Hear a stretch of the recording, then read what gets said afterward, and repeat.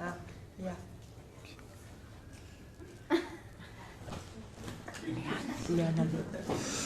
Tov et Rev Tov. J'adore les réponses quand on dit Rev Tov. Plaisir. Merci pour le premier rang. On est à Jérusalem, on remerciera, et d'ailleurs on applaudira très fort Léa pour avoir organisé. Léa et toute son Satsevet, je suppose qu'il y a toute une équipe derrière, Bezrat Hashem Idbarach. Et donc on est dans un séminaire pour filles, c'est ça? On est bien d'accord. Et le sujet de ce soir, c'est, rappelle-moi, c'est quoi? De quoi on parle? Hein? Un bel avenir. Un bel avenir. Barrez-vous. Un bel avenir. Ok, donc il faut parler, en fin de compte, que un yushklal baolam, que le désespoir n'existe pas, et que vous allez toutes finir mariées avec un beau Tunisien, avec plein d'enfants partout, Virinara, la petite villa de JR, avec la voiture à Bobby. Hein, bon, c'est pas de votre génération, mais c'est pas grave. En d'autres termes, on va essayer donc de parler de l'avenir du peuple d'Israël. Bezrat Hashem. Alors sachez une chose, on a l'habitude de le lire dans la Gemara, dans Masechet Tanit, de Daf Kafel, F Aleph, que Akol le Tova. J'adore cette phrase. Le mec, il a tout perdu. Super. C'est très très compliqué, surtout quand on est une femme. Sachez que le tikkun de la femme dans la dernière génération, c'est un tikkun qui est tellement difficile d'être une femme, je vous le dis à voix haute, pour plusieurs raisons qu'on va énumérer donc ce soir, que nous les hommes, de la planète homme, on a l'habitude de dire tous les matins Baruch ata Hashem beshem ou malchut. On prononce le nom de Dieu. Elokenu melech haolam shelo asani isha. C'est-à-dire que c'est tellement compliqué d'être une femme que la Knesset Agdola, nos rabbanim, qui, beruach kocham, ont compris la complexité d'une femme juive, eh bien, nous ont ordonné de quelque part remercier Akadosh Baruch Hu de ne pas avoir le rôle d'une femme, parce qu'être une femme, c'est ce qu'il y a de plus compliqué et de plus difficile au monde. La Torah, d'ailleurs, elle-même ne s'est jamais cachée de donner tout le kavod qu'on pouvait donner aux Bnot Israël. D'ailleurs, le mot femme en hébreu se dit Nashim, c'est au pluriel, Isha, c'est au singulier. Et le mot Isha vient dans le langage du Pshat, pour quitter Aleph, de Ish, car elle a été prise de l'homme, mais dans sa racine étymologique, le mot Isha vient du mot Ashishot, qui au début de la création du monde, Dieu a formé ce qu'on appelle les fondations. Et pourquoi être une femme, c'est compliqué? Parce que les fondations, ça se construit en haut ou en bas? Et voilà, ça creuse. Ça veut dire que la femme, Isha Milshon Ashishot, Omrim Rabotenu Alem Shalom, parce que les femmes sont les fondations du monde. Alors, premier point qu'on remarque chez une femme, vous allez regretter de venir au cours, je vous le dis. D'ailleurs, ce shiur vous est dédié pour vous, et votre mariage, votre avenir, si Dieu veut. Donc, il raisonne que le mérite de cette étude vous apporte tous les bonheurs du monde. Et toi aussi. Et donc, très important de comprendre que vous êtes, donc si vous êtes des fondations, si tout le monde retient et repose sur vous, ben, vous êtes en bas de l'échelle, c'est-à-dire vous êtes dans les fondations d'une situation, c'est le premier point, vous n'êtes pas en haut. En d'autres termes, j'ai souvent d'ailleurs pris cette image, vous connaissez les galères dans les films, il y avait des galères comme ça, avec un mec avec un grand chapeau melon et bottes de cuir, avec une espèce de plume, et puis il y avait les esclaves qui ramaient. Ce qu'on voyait toujours, c'était ceux qui étaient sur le pont, ce sont les hommes. Mais ceux qui faisaient avancer la galère, c'était les femmes. Le problème, c'est que les femmes, personne ne s'en occupe. Elles sont juste placées dans une cale et elles avancent au rythme d'une situation duquel elles n'ont pas le choix.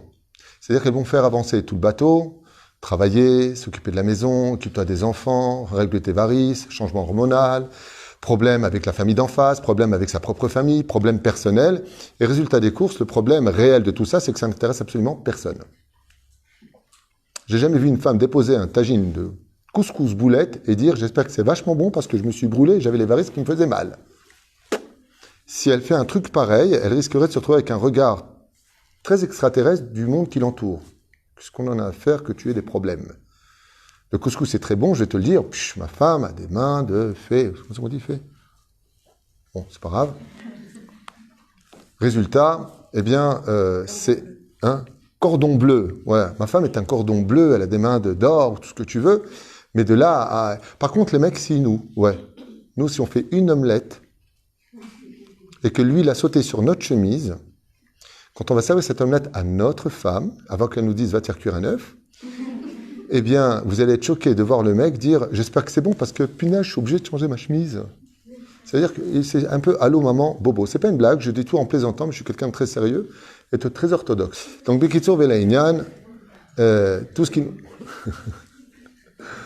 Ma femme est déjà en train de marquer un mot et tout. Non, il plaisante et tout. J'adore. Mais voilà, donc en ce qui vous concerne, vraiment la vie d'une femme dans le judaïsme, eh bien, la Torah nous dit, c'est par le mérite des femmes que le peuple d'Israël est né. C'est grâce à Sarah qui a pu envoyer balader Agar et son fils. Si Sarah n'était pas là, Shema Bekol Sarah. Et tout au fur et à mesure de l'histoire du peuple d'Israël, quand on vient parler d'un bel avenir, il faut comprendre qui nous sommes par rapport à notre avenir et comment les choses peuvent être réellement résolues quand surtout on est une femme à la fin des temps. Pourquoi ? Parce que la Torah nous dit que Besrut Nashim Tzadkaniot Yatsu Ben Israël Mi Mitzraïm, c'est par le mérite des femmes que nous sommes sortis du pays d'Égypte, et manque de peau pour vous, c'est grâce au mérite des femmes qu'à la fin des temps, nous aurons le Melech HaMashiach. En d'autres termes, les galères seront pour vous. Donc c'est pas évident d'être une Bat Israël, surtout dans notre génération où la Torah, dans ce que l'on est en train de vivre, parce que ceux qui ont plus de 50 ans comprendront très bien le langage que j'ai, mais quand on est dans votre génération, d'être une Bat Israël qui reste fidèle à la Tzniout, à la Torah et au Mitzvot, dans cette génération, avec les portables qui t'emmènent directement au Guin et Guéinam, avec ce qu'on voit à l'extérieur, où ceux qui sont dans la Torah sont pas spécialement des femmes épanouies, heureuses, riches, elles se battent encore plus, avec des situations où c'est pas j'ai Nemo dans le vase avec dans l'aquarium, Riri en tant que chien, le chat comme aux États-Unis, un garçon, une fille à Tzati et Dechova. Ça veut dire que c'est toute une complexité où en fin de compte, avec un kissouille sur la tête, une tsniout qui exige un peu plus de moyens et qui est très limitée, d'être une jeune fille aujourd'hui comme vous êtes pachout des héroïnes absolues du peuple d'Israël. Le Rav Ovadia avait dit qu'une fille ou un garçon qui reste dans la Torah dans notre génération est aussi grand que Rabbi Akiva dans sa génération. Je ne sais pas si vous comprenez, c'est le Rav Ovadia qui a enseigné ça. Bador chez nous. J'ai entendu dans la bouche d'un très grand Mekoubal, un tzaddik Nistar que j'ai le mérite de connaître, qui m'avait dit quand j'étais en France, donc déjà dans les années 86-87, avant de faire ma Aliyah, et qui m'avait dit, Teda Lecha, Bador chez nous, dans notre génération, une personne qui va prier à la Beth Knesset, Zegvar Nikrat Tzadik Gamour, dans cette génération. Pourquoi ? Parce que on a envie de dire à quoi ça sert d'être religieux, à quoi ça sert d'être dans la Torah et les mitzvot. Franchement, c'est pas parce que tu fais de Shabbat que tu auras plus d'argent la semaine. Et pourtant, Shabbat est la source de toutes les bénédictions. Alors, il y a beaucoup de questions qui se posent et qui s'imposent. Et puis en même temps, quand on est une fille, vous savez qu'aujourd'hui, il y a beaucoup de perturbations au niveau des zivugim, c'est-à-dire que déjà quand je dis t'as trouvé quelqu'un de normal, c'est ouais, c'est pas évident. J'ai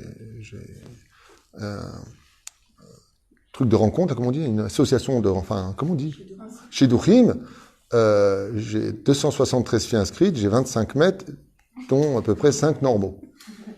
Donc vous voulez une belle vie? Vous allez être gâtés. Pourquoi je vous dis ça et pourquoi je vous parle de tout ça? Parce que la seule façon d'avoir une belle vie, c'est de vivre la réalité. C'est-à-dire, c'est très important au niveau psychologique et pédagogique de comprendre que d'avoir une belle vie sur Terre, c'est d'avoir, comme le dit Yaakov Avinu qui a réussi sa vie, pourtant il a beaucoup souffert, Sula Murtzav Artzav Eroshom Igia Shamaima. Celui qui veut vivre une vie merveilleuse sur Terre doit avoir les pieds sur Terre et la tête dans le ciel. C'est-à-dire que le monde rationnel dans lequel on vit doit gérer votre potentiel de vie de telle façon à ce que la souffrance ne s'installe pas dans l'utopie. C'est-à-dire, on rêve souvent de plein de choses, on a plein d'idées en tête et on est constamment à l'affût de ce genre de choses. Comme je dirais un jour, de façon assez explicite, celui qui veut faire une blague ou qui veut faire rire Hachem, il lui parle de ses projets. Ça fait rire. Parce que tous les matins on dit « Rabot mahashavot belev ish va'atzat Hachem hitakum ». L'homme est bourré de ses projets personnels, mais seuls les plans divins sont ceux qui se lèvent. Alors vous inquiétez pas, ça va prendre une tournure un peu plus sympathique dans quelques instants, mais juste pour expliquer un petit peu le fonctionnement de ce monde, pour que vous compreniez que le moindre effort que vous fassiez aujourd'hui est d'une valeur inestimable dans le ciel. Parce que ce que veut le plus la génération dans laquelle nous sommes, je parle des forces du mal, si je peux appeler ça comme ça, eh bien, c'est de vous faire croire que ce que vous faites n'a aucune valeur. Et des fois, malheureusement, je dis bien malheureusement, de la part de gens qui ont déjà un certain âge, on est très souvent réprimandé sur les manques et non pas sur les plus de notre vie. Nous sommes dans une génération, selon une grande partie des plus grands décisionnaires et des plus grands éducateurs, comme le Rav Dessler, entre autres, où la critique n'est pas d'actualité, la remontrance. Rabbi Akiva dit, déjà, il y a 2000 ans en arrière, depuis moi, plus personne ne saura faire des remontrances.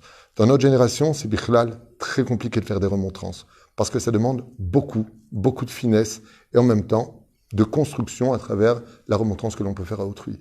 Et c'est pour ça qu'avant de commencer ce chiour, parce que l'on est dans la préface comme dans les livres, il y a toujours une préface, eh bien, soyez d'abord et avant tout hyper fiers de vous. C'est la première règle de la vie. Soyez fiers de vous. Pachou, quand vous regardez dans un miroir, vous n'avez pas le droit d'être déçu de vous. Vous devez être fiers quoi que vous fassiez de vos vies.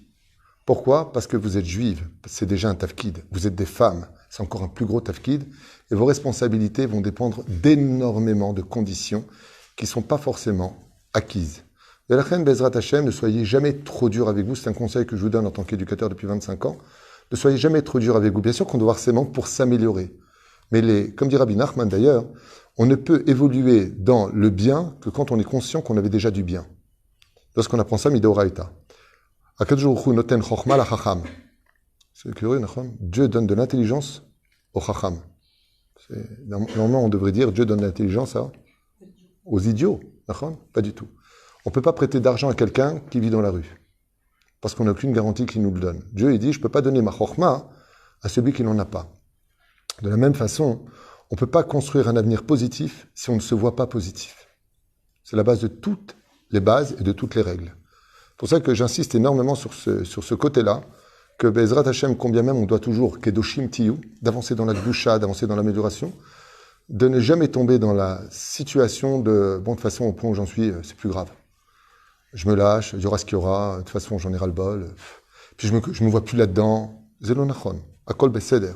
Dans la vie, le mot Teshuvah a été créé avant la création du monde pour enseigner qu'on a le droit à l'erreur, qu'on a le droit de tomber, qu'on a le droit de se remettre en question. Et on a le droit aussi de poser des questions. Moi, j'ai fait beaucoup de séminaires depuis presque 30 ans aujourd'hui, avec des physiciens, des médecins, des philosophes, avec qui je me suis entretenu, et j'ai eu à faire des questions que j'ai trouvées très intelligentes, la préhistoire par rapport à la Torah, la vie de tous les jours. Pourquoi le lait et la viande dans un sens et pas dans l'autre? Des questions qui sont banales, mais qui ont toutes des réponses. Dans le Talmud, dans le Zohar, Sifra, la Haggadah, Machol Makom Baruch Hashem, Yesh Tshuvot Batorah. Le mot Teshuvah veut dire réponse aussi, pas simplement retour, mais veut dire réponse, et on a le droit de poser des questions. J'ai fait un cours qui s'appelle Atzniut, pour le domaine féminin, et j'explique que c'est une mitzvah qui est complètement hors de toute logique. Il n'y a pas de logique dans l'absolu, c'est une ordonnance qui appartient au chok, qu'il faut comprendre à travers des bases ésotériques. Donc juste pour en revenir un petit peu à ce qu'on devait développer ensemble, la vie ne peut être que belle, comme c'est marqué dans ma Maseret Tanib de Daf Kaf Aleph Amoud Aleph, Gamzo le Tova. Ou Rabbi Akiva qui nous dit, Kol David Rachamana, l'étav avid. Tout ce que Dieu fait avide, l'étav avide. Ça peut être que du bien. Pourtant, quand on observe la vie, on ne voit pas forcément le bien s'installer à chacune de nos expériences. C'est-à-dire que ça ne finit pas forcément avec les résultats escomptés. Alors la raison pour laquelle, de toute façon, ça ne peut finir que bien, c'est grâce à ce que nous enseigne la Gemara, au nom du prophète Isaïe, Kol Israël yesh lehem helek laolam abba. Et cette phrase-là, elle est cruciale. C'est-à-dire que Papa, qui nous a créé, le bon Dieu, qui a créé donc les molécules, le monde dans lequel nous vivons, les planètes, le système solaire, eh bien, nous a promis une chose. On ira tous au paradis. On ira.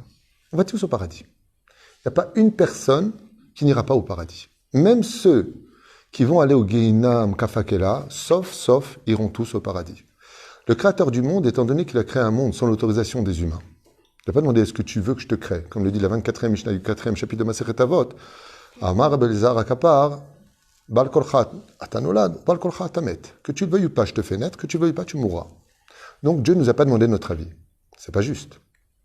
C'est du vol d'existence. Tu m'as volé une existence que je n'ai pas demandée. Alors, ou Dieu est tunisien, il est blata, ou alors il avait un plan pour nous remercier de nous avoir créés. Et le plan qu'il s'est donné, c'est qu'il nous a juré que chacun de nous et de vous, sauf, iront au Gan Eden. Ça veut dire que nous retournerons tous à la source originelle de laquelle nous avons été sortis. Donc, comment est votre avenir? Automatiquement beau. Le seul problème, c'est que pour y arriver, on peut y aller directement par une route droite, on peut aller par des chemins biscornus, ambigus, compliqués, qui vont nous mener à avoir une vie beaucoup plus difficile. Ça veut dire que pour comprendre que l'avenir est beau, il faut comprendre qu'il faut le mériter. C'est le challenge de l'avenir de ce monde. Vous avez, comme la Torah le dit dans le Sefer Devarim, Barati et chaim, barati et mavet, barati et tov, barati et ra, ou bacharta batov. C'est à toi de choisir le chemin que tu veux. D'arriver au Gan Eden, dans ce monde comme dans l'autre, vous y arriverez. Seulement, il y a un problème. Si vous ne suivez pas le sentier que moi, je vous ai donné, vous allez le rejoindre beaucoup, beaucoup plus tard. La seule chose que peut faire une personne qui n'adhère pas à la Torah et les mitzvot, c'est tout simplement perdre du temps et en faire perdre à la Géoula et à Dieu, c'est tout. On fait juste perdre du temps. L'opachot velo yoter. Le temps va dépendre essentiellement, comme le dit la Gemara dans Sanhedrin, à la page 97, Berita ou Berhishena. C'est ou quand tu veux ou quand je voudrais. Mais dans les deux cas de figure, il y aura. Donc oui, il y aura du bon moment. Il y aura, Bezrat Hashem, une réussite pour chacun de nous. Et on expliquera à la fin de ce shiur comment Veketzad Advarim Itnaalu Bezrat Hashem Itbarach. Mais l'avenir est beau et l'avenir est magnifique pour chacun de nous. À quoi ressemblera un petit peu notre existence aujourd'hui? La Gemara dans Shabbat nous dit par exemple Ayom la asotam ou mahar le kabel sraram. Aujourd'hui, vous êtes venus pour vous battre à Adam la Amol Yulad, et ensuite, vous allez, Bezrat Hashem, récolter les fruits de votre travail. Par exemple, quand vous préparez le couscous boulette du vendredi soir, il est pour quand le repas? Il est pour Shabbat. On a le droit de goûter du plat. Ça s'appelle Shabbat. Mais non, là, avant du goût, mon futur. Mais quand tu prépares un mariage, c'est pas dès que tu prépares que tu te maries. Il y a une date. Ça veut dire que l'avenir ne peut être beau qu'à une condition, vous l'avez bien compris maintenant, c'est qu'on l'a préparé. Tu ne peux pas rester passif face à une situation où la Messirut Nefesh ne sera qu'à l'image du bien que tu vas recevoir. Ça veut dire que tu t'es donné à 30%, tu auras un avenir bon à 30%. Tu vas donner à 100%, Messirut Nefesh absolue. Comment on y arrive avec un total bitul atzmi, c'est-à-dire je m'annule complètement, je sais que la Torah elle est vraie, donc je ne vais pas commencer à me prendre la tête, pas commencer à réfléchir. Anioda chez Zahemet, je ne comprends pas, avec le temps je comprendrai. Mais je me relie à Kadosh Baruch Hu. Je fais confiance en Dieu. Comme ma femme ici présente, qui a osé, le jour où j'ai fait le shidour avec elle, oh ouais, elle en face là, un truc de ouf. Un beau gosse comme ça arrive au shidour, bon j'étais plus mince, je reconnais ça. Bien, nickel et tout. Okay. On fait une rencontre, 2 rencontres, 3 rencontres, elle me dit j'arrête. Je lui dis d'abord que personne ne me jette. C'est moi qui arrête. Mais c'est vrai en plus. Je lui dis au téléphone, je lui dis mais pourquoi? J'ai une raison. Elle me dit non, je n'ai pas à répondre.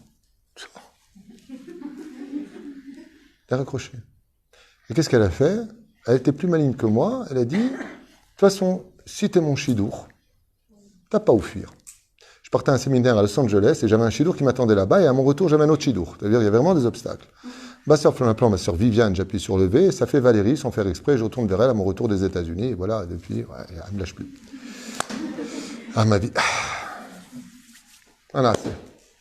Ma femme a compris une chose, aussi bien pour la Parnassa que pour les Zévoug, c'est qu'elle était du niveau de même pas sortir de chez elle, aller à un chidour. Si j'ai un khatan, il viendra jusqu'à ma porte. C'est bidjouk ma shekara. Mais, qu'est-ce qu'elle a fait? Messirut Nefesh, Tshuva Shlema, sans... Avec une phrase qui nous manque tous, Hachem, si tu veux que je me marie, tant mieux. Si tu veux pas que je me marie, mais kabelette. Je vous affirme, elle est là à côté, je vous l'invente pas, elle est juste ici. Tu veux pas que je me marie, je me marie pas. Si ça fait partie de tes plans, moi ça me dérange pas. Dès qu'elle a dit ça, je suis arrivé. Pas de peau. Voilà, c'est que très souvent, ce que l'on veut pour nous-mêmes n'est pas forcément ce qu'il y a de bon pour nous. Par exemple, Rabbi Akiva a tardé à marier sa fille, nous dit la Gemara.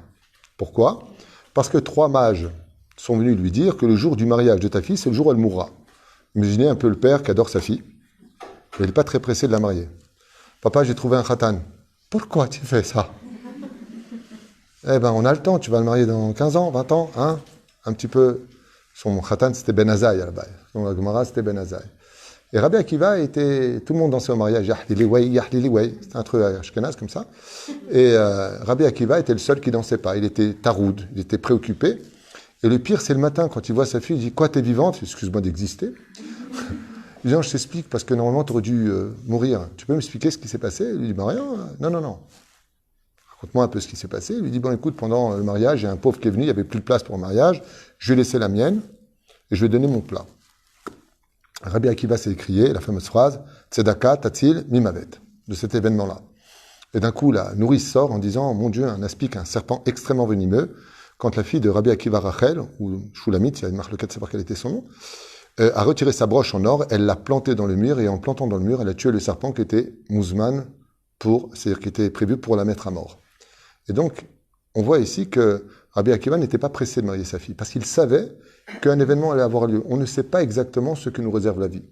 Et la grande difficulté, je m'exprimerai de façon très claire avec vous, pour avoir un langage barour, va se situer dans une situation ambiguë. Est-ce que ce qui est bon pour vous est forcément bon pour Dieu par rapport à ce qui est bon pour vous? Vous avez rien compris? Ok. Imaginez que votre enfant vous demande un jeu extrêmement dangereux. Mais lui, il sait qu'il n'y a pas de problème. Seulement vous, vous le connaissez. Et vous savez que s'il a ce jeu, il peut mettre sa vie en danger. Chas v'shalom. Est-ce que vous allez lui donner? Et qu'est-ce qu'il va dire? Maman, elle est caca. Maman, elle n'est pas gentille. Pourquoi? Parce que moi, je sais ce que je veux.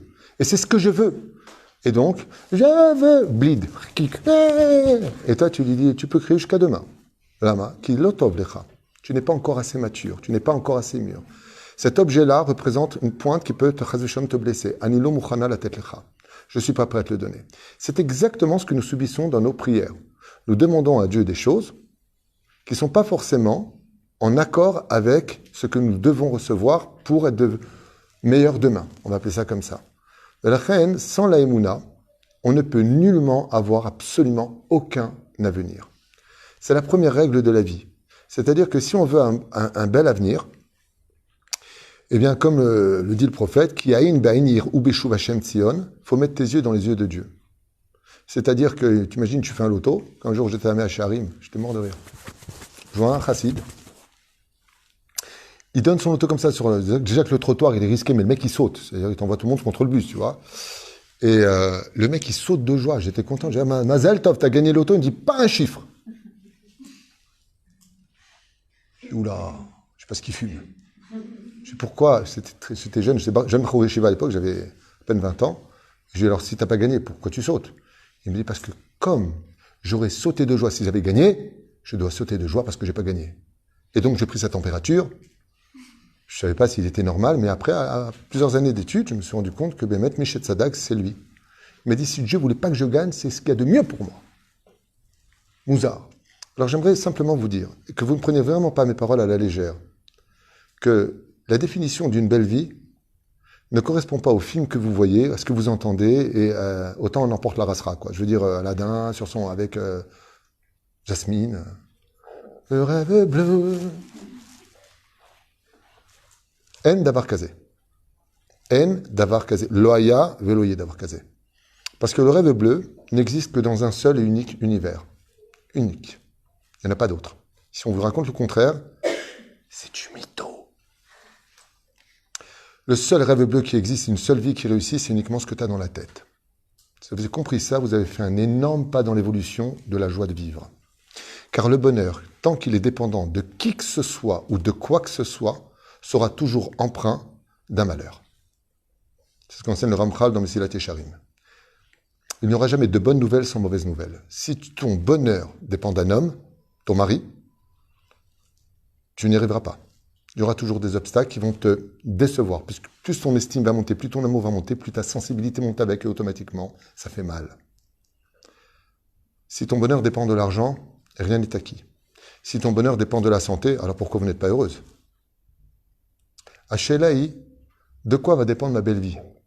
Vous allez être choqué de ce que vous allez entendre, de ce que tu as là-dedans. De ce que tu as là-dedans. Tu vois, le Rav Steipeler, le père du Rav Kanevski, chez Bedel Chaim Alukim, était en train d'étudier. Et sa femme, à l'époque, c'est pas comme aujourd'hui, il y avait la machine à laver. Sa femme était en train de préparer, comme à l'époque pour ceux qui ont un certain âge, la machine c'était un truc ouvert, et puis il y avait un espèce de moteur à l'intérieur, et tu versais dans un bol la lessive. Et donc au moment où elle était en train de préparer avec la cuillère à soupe la lessive pour mettre dans cette espèce de cuve qui servait de machine à laver, quelqu'un tape à la porte et c'est le facteur, et donc elle dépose par inadvertance ce bol à côté de son mari, donc le Rav, le Steipeler. Et quand elle revient, elle voit son mari avec des bulles qui sortent comme ça de sur la bouche, et elle dit, elle était très bonne ta soupe. Elle a juste mangé une soupe, la lessive. avec les bulles qui sortent comme ça. Shakol Niabibere, Shema Israël et Mechayamitim. Ce serait plutôt la bracha adéquate. Mais ce qui est très intéressant, pourquoi est-ce qu'on raconte ça dans sa biographie? Parce que ça vient nous enseigner que ce n'était pas le goût de la soupe qui l'intéressait, c'est qu'il voulait avoir un corps chez Barry. Et sa femme lui dit, mais t'as mangé la lessive. Il n'a même pas entendu, très bonne ta soupe. Shem varech otar. Parce que son bonheur à lui n'est pas là-bas. L'esprit que vous devez avoir aujourd'hui, prenons un exemple, si mon cher Rabbeinu serait présent ici, donc il ferait 5 mètres de haut, il serait là-haut, et vous direz, est-ce que vous êtes heureuse? Réponse, vu vos tronches, pas trop. Donc, l'âme. Mon cher Rabbeinu se mettrait à pleurer en disant, hey, vous marchez en Eretz Israël. La Gemara nous dit, donc, Ketubot 111, Amoud Aleph, tout celui fait 4 pas en Eretz Israël, 4 pas. Muftah lo shuben haolam haba. Vous êtes tout héritière du monde futur. Vous avez un mérite que moi, je n'ai pas eu, mon cher Rabbeinu. Vous n'êtes pas heureux de vivre en Israël? Waouh! Yitro s'est mis à pleurer. Quand il est venu voir mon cher Rabbeinu dans le paracha de Yitro, et on se casse, ça fera répondre. Eh bien, contre toute attente, Yitro s'est mis à pleurer. Vous savez pourquoi il s'est mis à pleurer, Yitro? Parce qu'il a découvert qu'il n'était pas juif. Et donc, il a couru se convertir. Est-ce qu'il y en a une seule parmi vous le matin qui se lève et qui dit « Aïe, maman, quel kiff, je suis juive !» D'accord? C'est dur, hein? Et pourtant, Bémet, comme l'a enseigné d'ailleurs Rabbi Nachman avec son fameux chant, Mi, Shaya Yodam Azeliot Yehudi, Aya Sameach Veroked, Aya Sameach Veroked, Mea Esrim Shana. Rien que d'être juif et d'être juive, d'avoir été choisi parmi les nations du monde, parce qu'on est juif, c'est une raison amplement suffisante, même si on a une belle-mère, Madame Macmuche, même si la vie, elle est compliquée, rien que d'être juif, est-ce que ça nous donne de la joie? Non. Le fait de vivre en Israël, est-ce que ça vous donne de la joie? Pas forcément. Pas forcément. Parce que si c'était le cas, vous seriez resplendissante. Pas comme la Joconde.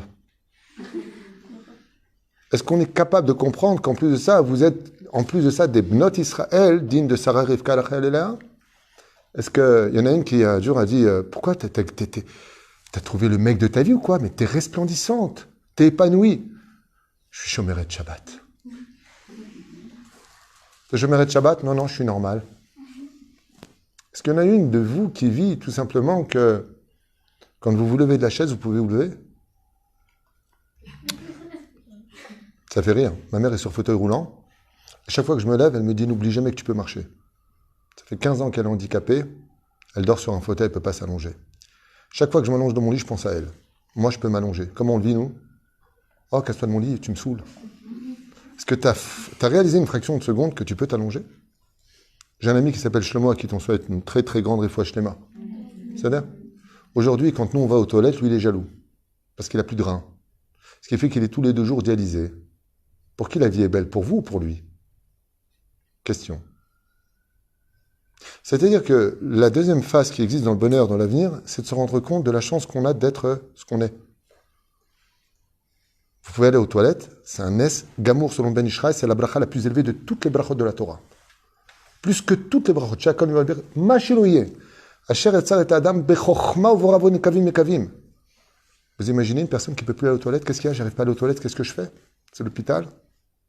On lui dit, monsieur, vos reins ne marchent plus. Alors qu'est-ce que vous allez me faire? On te rentre une aiguille ici, passe dans une machine, ça va laver le sang, enlever l'urine, si vous avez compris, et ça repasse de l'autre côté pour que ça t'irrigue le sang. Il faut 4 heures pour y aller, 4 heures pour t'en remettre.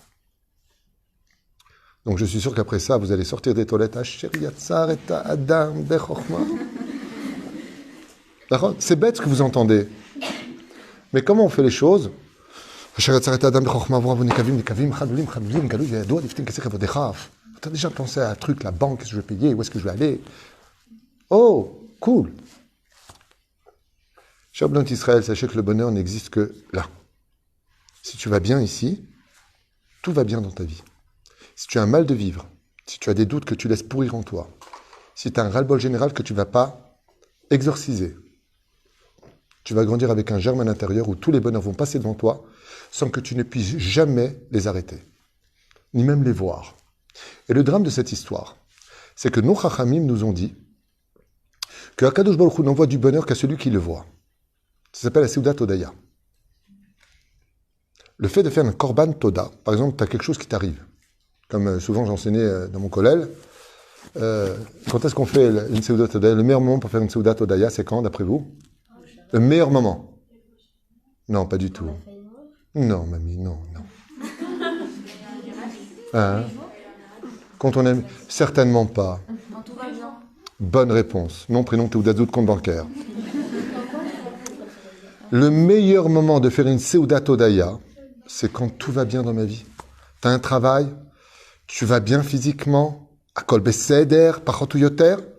Maintenant, je fais une Seudat Todaya. Maintenant, je fais Zeh HaMashmaout Achik Gdola. Lama. Il faut Zekatouv, Troufa, Kadma, Lamaka.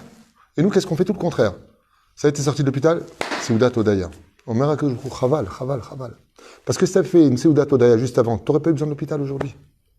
Je ne fais des miracles qu'à celui qui les voit. C'est comme si tu donnes de l'argent tous les matins, tu mets 100 shekels dans la poche de ta copine, et elle te dit toujours, j'ai pas d'oseille, et elle ne voit pas les 100 shekels. Qu'est-ce que tu fais? Tu arrêtes. On arrête de frimer parce que tu as des bonnes réponses. C'est-à-dire que la personne, elle ne peut pas profiter de la vie, puisqu'elle ne le voit pas. Imaginez que vous avez votre enfant, maman, t'as pas 50, maman, t'as pas 100, maman, t'as pas 200. Et quand tu lui donnes 200, que tu as fait le ménage, ou tu t'es donné à fond dans le boulot, oh, ça va, je ne sais même pas si j'aurais assez avec ça, maman. Qu'est-ce que tu lui dis? J'aurais pu pas te donner. Hein? J'aurais pu pas te donner. Tu lui reprends le billet. Ouais. Qu'est-ce que vous aurez fait, vous? Tu lui donnes plus. Pourquoi? Parce qu'il t'a dit quoi? Parce qu'il n'est pas capable de voir que ces 200 shekels, toi, tu les as eu à la sueur de ton front. Et que quand tu lui donnes, tu as fait un effort phénoménal pour lui, qui pour lui est indu. Nachon? C'est l'ingratitude de voir que la vie est indue. Vous comprenez ce qui se passe? C'est-à-dire que si on veut avoir une belle vie, la première des règles, c'est d'abord de reconnaître que la base, Hashishot, Baruch Hashem, Ani Bat Yehud, Mamash Bat Israël, Baruch Hashem, je vis en Eretz Israël, Baruch Hashem, je suis quand même quelqu'un qui garde beaucoup de mitzvot, je ne me laisse pas influencer par les autres, je crée ma personnalité. Tu as créé cette base, tu es en train de dire à Dieu, Hashem, je suis prêt à recevoir plus. Mais, deuxième cas de figure, Tchabéav toute la journée, nerveuse, pathétique, antipathique, apostolique, toujours en train de se plaindre, je n'ai jamais bien, c'est jamais comme il faut. Qu'est-ce qu'il dit à Kadosh Baruch Hu? Désolé, je n'investis pas pour toi. Je t'en vois pas plus, au contraire, même ce que tu as, tu ne le mérites pas. Tu sais pourquoi? On apprend Mideoraïta dans la paracha de Shelach Hanashim, puisque vous avez pleuré cette nuit Chinam, dit Rashi, je vous donnerai des raisons de pleurer. Ce langage de Rashi est extrêmement dangereux. Pourquoi? Parce que Rashi vient nous apprendre Mideoraïta que celui qui voit que le mal partout, Dieu ne lui enverra que du mal. Celui qui ne voit que le bien partout mérite d'avoir du bien partout. C'est là. C'est l'opachot velo termisé. Il y a une grande philosophie qui est sortie au niveau pédagogique. Pense bien. Ouais, ben ça a été pris de chez nous. Hein. C'est marqué dans le Talmud, c'est marqué dans le Zohar, c'est marqué dans tous les livres. C'est-à-dire que la Torah nous demande une conduite positive. En d'autres termes, si vous cherchez un bel avenir, il n'existera jamais tant que vous n'avez pas compris qu'il est déjà présent.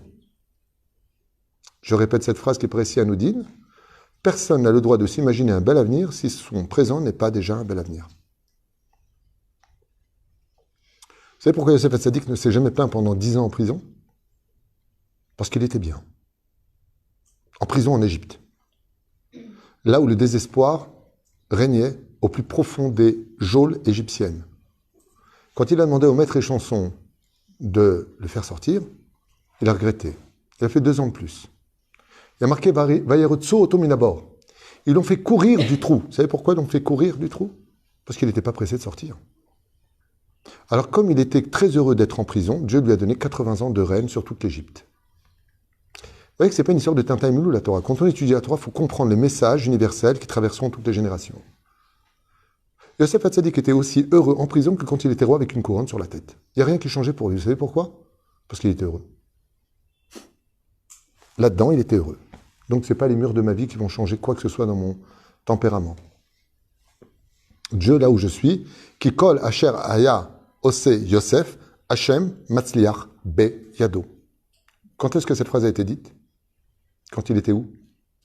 en prison. Tout ce que faisait Yosef, Dieu mettait de la réussite dans sa main. Ben, dis-moi, quand il est devenu vice-roi, Tchouva, il m'apitom. C'est évident qu'il va réussir. Et bien, Yosef Hatzadik, il avait Dieu avec lui. Et étant donné qu'il avait Dieu avec lui, il n'avait aucun besoin de demander à être sorti de prison ou un titre honorifique, ou ça n'intéresse pas. Pourquoi? Parce qu'il était heureux avec lui-même.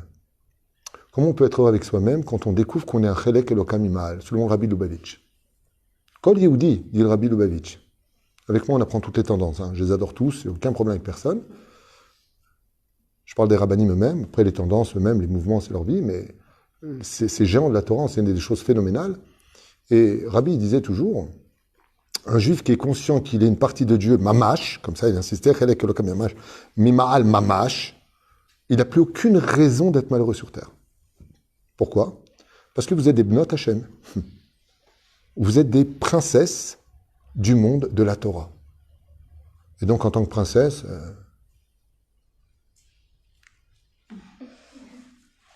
cool, quoi. Ça va, super. Embrasse. C'est la deuxième règle. Ça veut dire que si vous attendez un bel avenir, c'est là. Eh bien, il va falloir vous voir. Fajra. Je vais raconter une petite histoire qui n'est pas très jolie. Pour un rave, c'est pas... Je m'en fous. L'avantage des rabbins, c'est qu'on dit ce qu'on veut.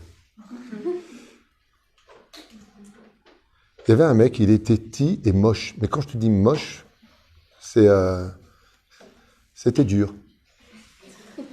Jamais tu disais comment ça va, quoi. Le problème, c'est que ce garçon-là, il ne se voyait pas du tout moche. Alors, ou il n'avait pas de miroir, ou il n'était pas objectif.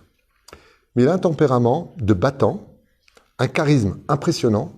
Et lui, pour lui, quand tu le vois, je suis une bombe, moi. Quand tu le vois, tu perds l'appétit, quoi. C'est pas joli ce que je vais dire, mais je vous parle d'une histoire réelle. Il est toujours sorti qu'avec des mannequins. Et tout le monde lui a posé la question, comment tu fais? Il a répondu, je comprends pas votre question. Je trouve qu'il y a une grande leçon à retenir, parce que c'est exactement l'enseignement de Rashi. À propos des Méraglim. Rashi nous dit, à propos des Méraglim qui disent « Nous étions comme des sauterelles sous leurs pieds », en parlant des géants d'Eretz Israël, Rashi répond sur place quelque chose de phénoménal qui correspond à cette histoire. Et Rashi Akadosh nous dit « C'est parce qu'ils se sont vus comme des sauterelles qu'ils les ont vus comme des sauterelles. » Ce qui fait que si vous voulez Bezrat Hashem demain rencontrer un chidour, qu'est-ce que recherche un homme? Un soleil pour la chanson « You are the sunshine of my life ». D'accord? Il ne pouvait pas nous voir. Parce qu'il était aveugle. D'accord? Donc, résultat des courses, si on va à un chidour, comment est-ce que le garçon qui vous verra va vous voir? Exactement. La majeure partie des filles qui vont à des shidduchim ont toujours un peu ce besoin de leur dire qu'elles sont super, qu'elles sont bien. Ce pas des choses qui sont à dire. C'est des choses qui se voient d'elles-mêmes. C'est des choses qui se mitnaprim bifnatzmam avec le temps. On découvre la personne. Imaginez, moi je me rappelle qu'un jour à Paris, en plein séminaire, on dit un grand Mekoubal qui vient d'arriver. Et je déteste ce mot-là, grand Mekoubal. Bon, le mec, 1m92 ans. Et j'arrive comme ça, il me dit, Rav Twitou, je lui dis, Ken, il me dit, Ani Afar va faire, Anisé. Je lui dis, débarrassez-vous, c'est un charlatan. Je t'ai demandé de me dire que tu étais humble, que tu n'étais rien, que tu étais poussière, qu'est-ce que tu as à me vendre? Un an plus tard, on a appris que c'était un charlatan. Un an plus tard. Par ce mois de Varim. Lama. Tu n'es pas obligé de dire que tu es bien. Tu as Margish Tov. Les diamants n'ont pas besoin de trop parler. Ils se vendent d'eux-mêmes parce qu'ils brillent. Et pourquoi un diamant il brille? Parce qu'il sait que ce n'est pas un caillou. C'est un diamant. Et qu'est-ce qu'on fait d'un diamant? Vous avez déjà vu un mec qui marche dans la rue avec un diamant comme ça? Ça va, ouais. Ça va, toi? Ouais, ça va. C'est quoi? C'est un diamant. Wallah, wallah. Parce qu'il met le diamant, le mec? Dans un coffre. Pourquoi il le met dans un coffre? Parce que c'est précieux. C'est toute la différence entre une bâtisse réelle qui est pudique et une bâtisse réelle qui s'est vendue comme un caillou. Un caillou, il y en a partout, on marche dessus. Et quand on se voit comme un diamant, on n'a pas besoin de trop rentrer dans les règles de la tsniout. On comprend de soi-même. Une femme pudique, c'est une femme qui se voit belle. Si une femme a besoin de montrer ses formes, c'est qu'elle a un problème d'identité. Même au niveau psychologique. Lama. Je sais ce que je vaux. Je n'ai pas besoin d'eux. Hormis l'ordonnance divine, le tikkun de la faute originelle, tout ce qu'on veut. Mais dans la vie, Sarah Imenou, qui était une des plus belles figurines de l'histoire, Ayesh Techa Sarah, qu'est-ce qu'elle répond? Bawel. Elle est dans l'attente. Elle n'était pas sur elle, les magazines. Aïcha, c'est moi. Trop belle. La Torah trop belle. Excusez-moi, je veux dire quelque chose de peut-être péjoratif, je m'excuse si je vexe quelqu'un. Il faut avoir une pathologie pour faire ça. Se prendre en photo, de se montrer, c'est... Pardon? Vous êtes viré. Alors, je m'excuse de vous le dire à voix haute, mais vous savez cette scène-là que souvent on voit de... Attends. Sur Facebook. C'est parce que je suis parti en vacances.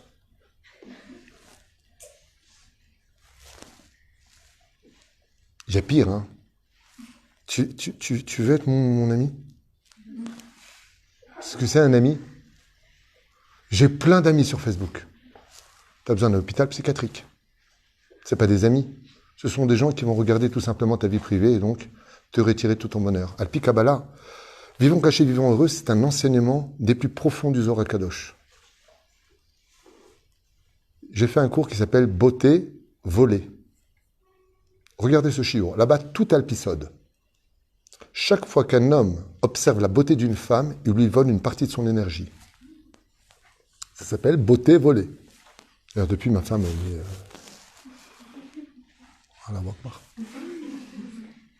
Beauté volée. Ma tsorech larot et ayofi. Bishvilma. Quand on vit bien avec soi-même, on n'a pas besoin de l'exposer aux autres. Quand on vit bien avec soi-même, on n'est plus à la recherche du bonheur. Qu'est-ce que tu as dit du voleur? Ils sont toutes comme ça dans le séminaire. Quand on est heureux, on ne cherche pas son bonheur ailleurs. Les épérouches d'avoir pour lequel, quand on parle d'une belle vie dans l'avenir, eh bien vous pouvez décider dès ce soir d'avoir une belle vie. Comment ça va? À Emet, demain je fais une soudat odaya. Lama, qui anime une chéret. Parce que ichlati liot. J'ai décidé d'être heureuse, donc je n'ai plus besoin d'attendre mon avenir. Comment on fait pour être heureuse? Alors si je me fie à Rabbi Nachman de Breslev, c'est une race rala. Rabbi Nachman il dit le bonheur ne peut exister que si tu conclus que c'est ta dernière journée. Waouh! Ahemet ou Tzodek. De quoi on a peur? De l'avenir. Mais si c'est ta dernière journée, tu vas en profiter au maximum. Ainsi donc, le Créateur du monde, une question pour un champion, vous êtes prête? La Torah nous a été donnée les 613 mitzvot pour être vécu une journée, une semaine, un mois, une année ou une vie. Qui peut répondre? Une vie. Une journée? Tu dis ça au loto, toi, ou c'est... Qui dit mieux? Je répète la question. Hein? Je sais pas ce que tu fumes, mais ça doit être costaud. J'ai même pas donné cette possibilité. Je répète la question qui est très sérieuse. Dans la Torah nous a été donnée pour être vécue une journée, une semaine, un mois, un an ou une vie. La réponse est là-dedans. Une semaine. Un mois. C'est pas la question que je pose.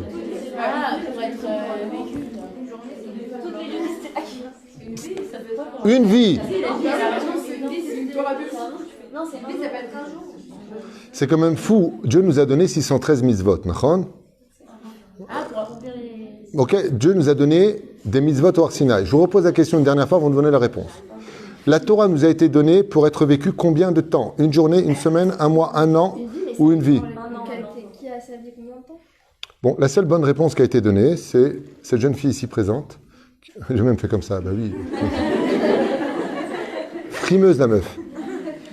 Et vous verrez bien que, on va le dire ensemble, Ve'ayu adevrim ha'ele asher anochim metzavecha ayom. La Torah nous a été donnée que pour une seule journée. Dieu ne t'a jamais demandé de respecter la Torah plus qu'une seule journée. une seule journée, ni une seconde, ni une semaine. C'est trop dur de faire la Torah pendant une semaine. C'est trop compliqué de faire la Torah pendant un mois et presque invivable pendant une vie. La seule chose que Dieu nous demande, c'est aujourd'hui où tu viens de renaître de ton sommeil, tu peux garder la Torah?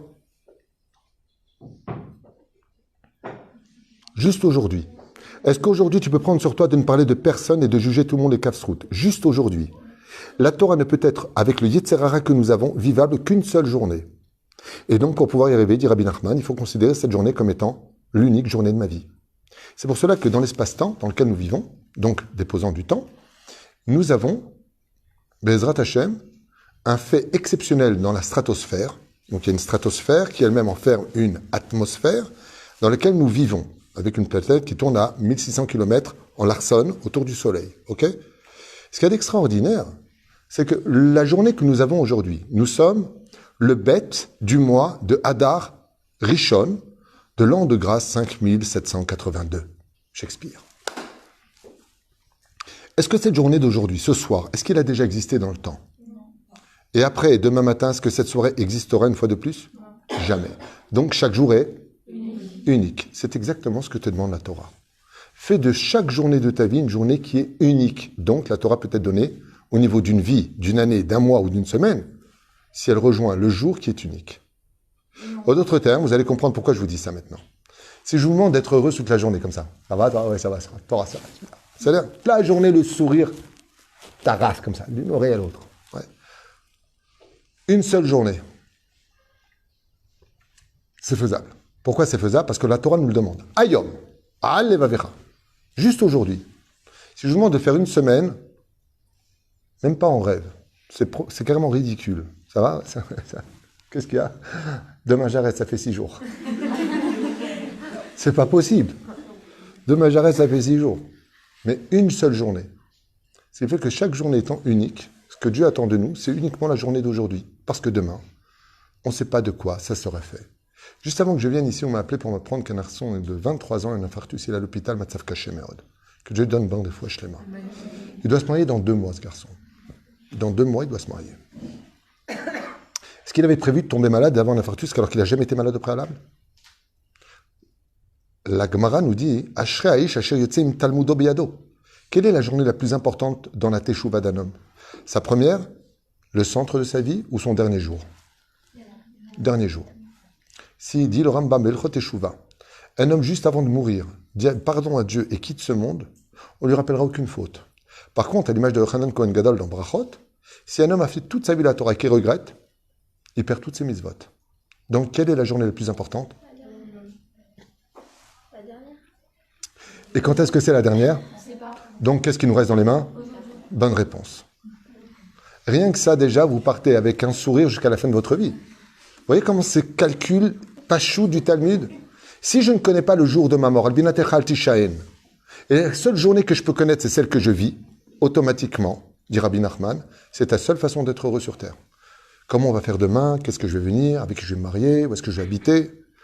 T'es parti loin. Attends d'abord que le soleil se couche sur toi. Après, on verra.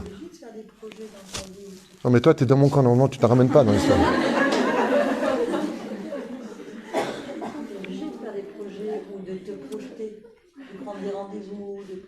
Ça n'a rien à voir. On peut tout à fait projeter des choses à la condition où, dans le fait de les projeter, on les accepte telles qu'elles viendront.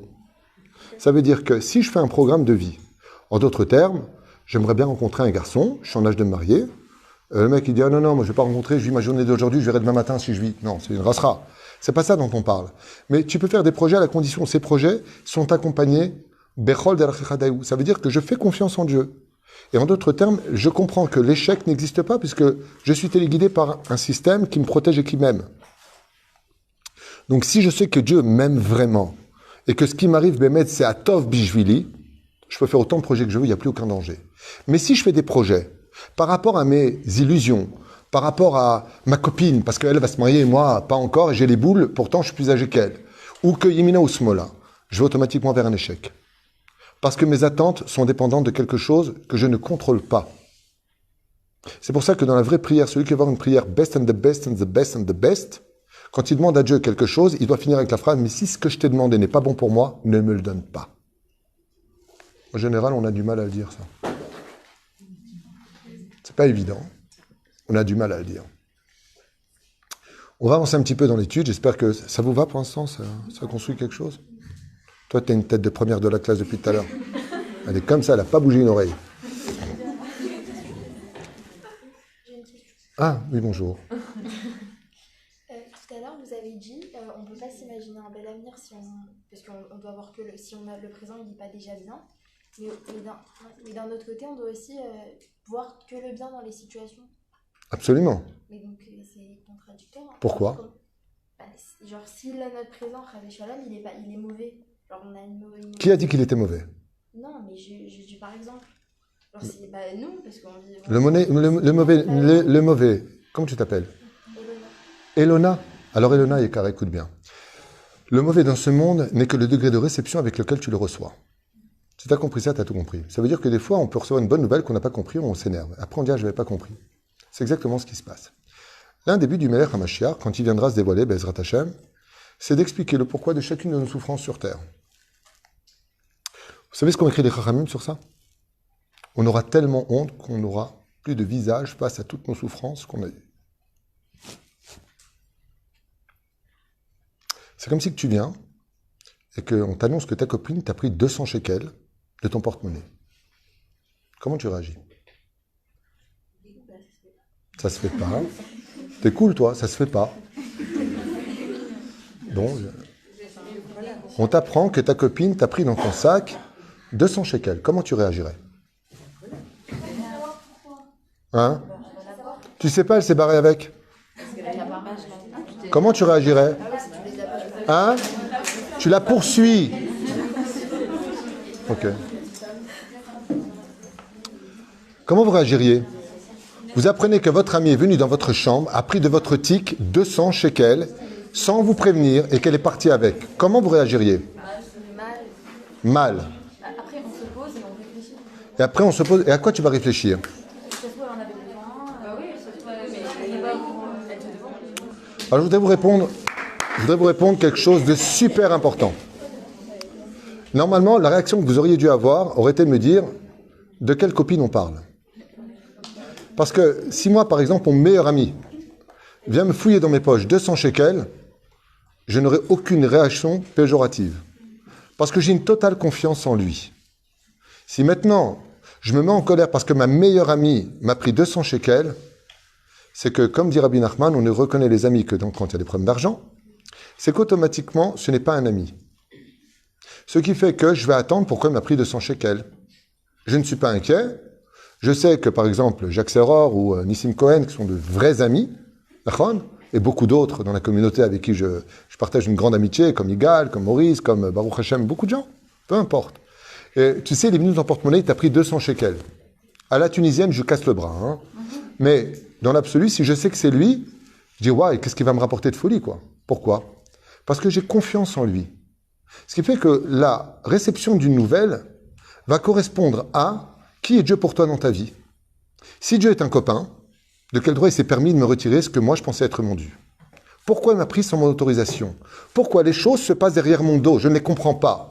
Mais si par contre, je sais que cette personne, à l'image du papa, à qui la fille en général c'est pour le père, on dit souvent comme ça, et on sait que notre père nous aime vraiment plus que tout au monde, et il nous prend ce billet de 100 shekels, est-ce que je vais me fâcher? Pourquoi? Parce que mon père m'a prouvé jusqu'à aujourd'hui qu'il a toujours été là pour moi. Ce qui fait que la mauvaise nouvelle, en d'autres termes, on l'imachate très souvent d'ailleurs avec cette histoire de la fille qui marche dans la rue, elle prend une claque dans la tête, pas trop forte, elle se retourne, elle a deux options. Coup de colère, vous êtes malade, et je crie. Deuxième option, why? Quelle différence entre l'un et l'autre? Le coup reste le même.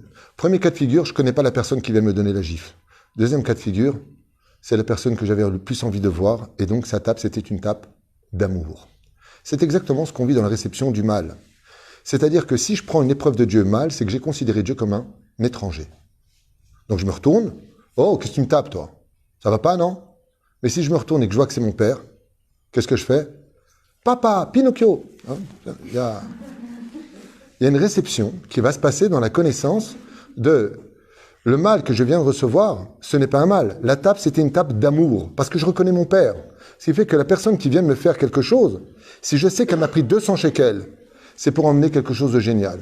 Et effectivement, il y avait quelque chose d'extraordinaire, je n'étais pas là pour le vivre. Et mon meilleur ami, qu'est-ce qu'il a fait? Il m'a dit, écoute, je suis parti m'en acheter un, c'est en solde à 70%. Je savais que tu allais me remercier. Voilà ce que je t'ai amené. Est-ce que je vais lui dire, attends, mais la prochaine fois, tu touches pas mon argent? La personne me dit, écoute, j'aurais bien avancé l'argent, j'avais que 200 pour moi. Donc je me suis permis de te prendre les 200 shekels parce que ça faisait longtemps que tu m'en parlais et j'ai pu te l'acheter pour 200 shekels. D'un coup, qu'est-ce que je vais faire si je m'étais énervé? Ouais, excuse-moi. Toda, mamash, Toda, excuse-moi, j'étais bête, mince. J'aurais dû juger les caves srout. Mais quand est-ce que je peux juger quelqu'un des caves srout? Quand je lui fais confiance. Ce qui fait que si je n'ai pas d'émouna en Dieu, automatiquement, je serai toujours malheureuse de tout ce qui m'arrive. Et qu'est-ce que va faire le Yetzer Hara? Tu vois, Dieu t'a abandonné. Il ne s'intéresse pas à toi. Vas-y, va en boîte, prends-toi pour une sardine. Say to the night fever. Lama, parce que je n'ai pas confiance en Dieu. En d'autres termes, l'avenir, quand il est beau, n'existe pas dans l'absolu. Si moi-même, je n'ai pas une réception de confiance totale entre celui qui m'a créé et moi en tant que créature. Si vraiment j'ai confiance en Dieu, mon avenir est déjà beau. Si je n'ai pas confiance en lui, mon avenir ne sera jamais beau. Parce qu'une fois qu'on a ce que vous avez remarqué dans les mariages, j'adore. Les femmes veulent toutes se marier, une fois qu'elles sont mariées, elles veulent se débarrasser. C'est fou, hein? Il y a 47% de divorces. Mais qu'est-ce qui s'est passé? Pourtant, quand je fais des roupotes, j'adore. Pendant qu'elle avance dans sa robe blanche comme une colombe, lui, il attend comme un pigeon sous la roupa. C'est magnifique. Mais le plus marrant de tout, c'est le disque, parce qu'ils font des disques en plus. Et dans le disque, je remercierai toute ma vie, Hachem, pour t'avoir mis sur mon chemin, je te rendrai heureuse. Ça. Et lui, il est sous la roupa, moi je suis à côté de lui, il est comme ça. Rav tout. Je fais tchouba. 3 mois plus tard, Rav tout. Écoutez, ça va pas du tout, là, je vais la défoncer, là, mais vous voyez, je vais me fâcher, là. Je peux vous voir en urgence, là, vous voyez, Makara. Qu'est-ce qui s'est passé? L'avenir ne s'est pas révélé comme je l'attendais. La femme me dit, il n'était pas comme ça avant le mariage. Donc je t'explique. Maintenant, tu découvres le vrai. Avant, c'était la vitrine, c'est la boutique. Pérouche à la barre que si Béhémet, on n'est pas capable de vivre son bonheur tel que Dieu nous donne les choses, eh bien, sachez qu'il n'y aura jamais de réponse positive et que votre avenir ne sera jamais beau si il n'est pas beau aujourd'hui dans le contexte des choses.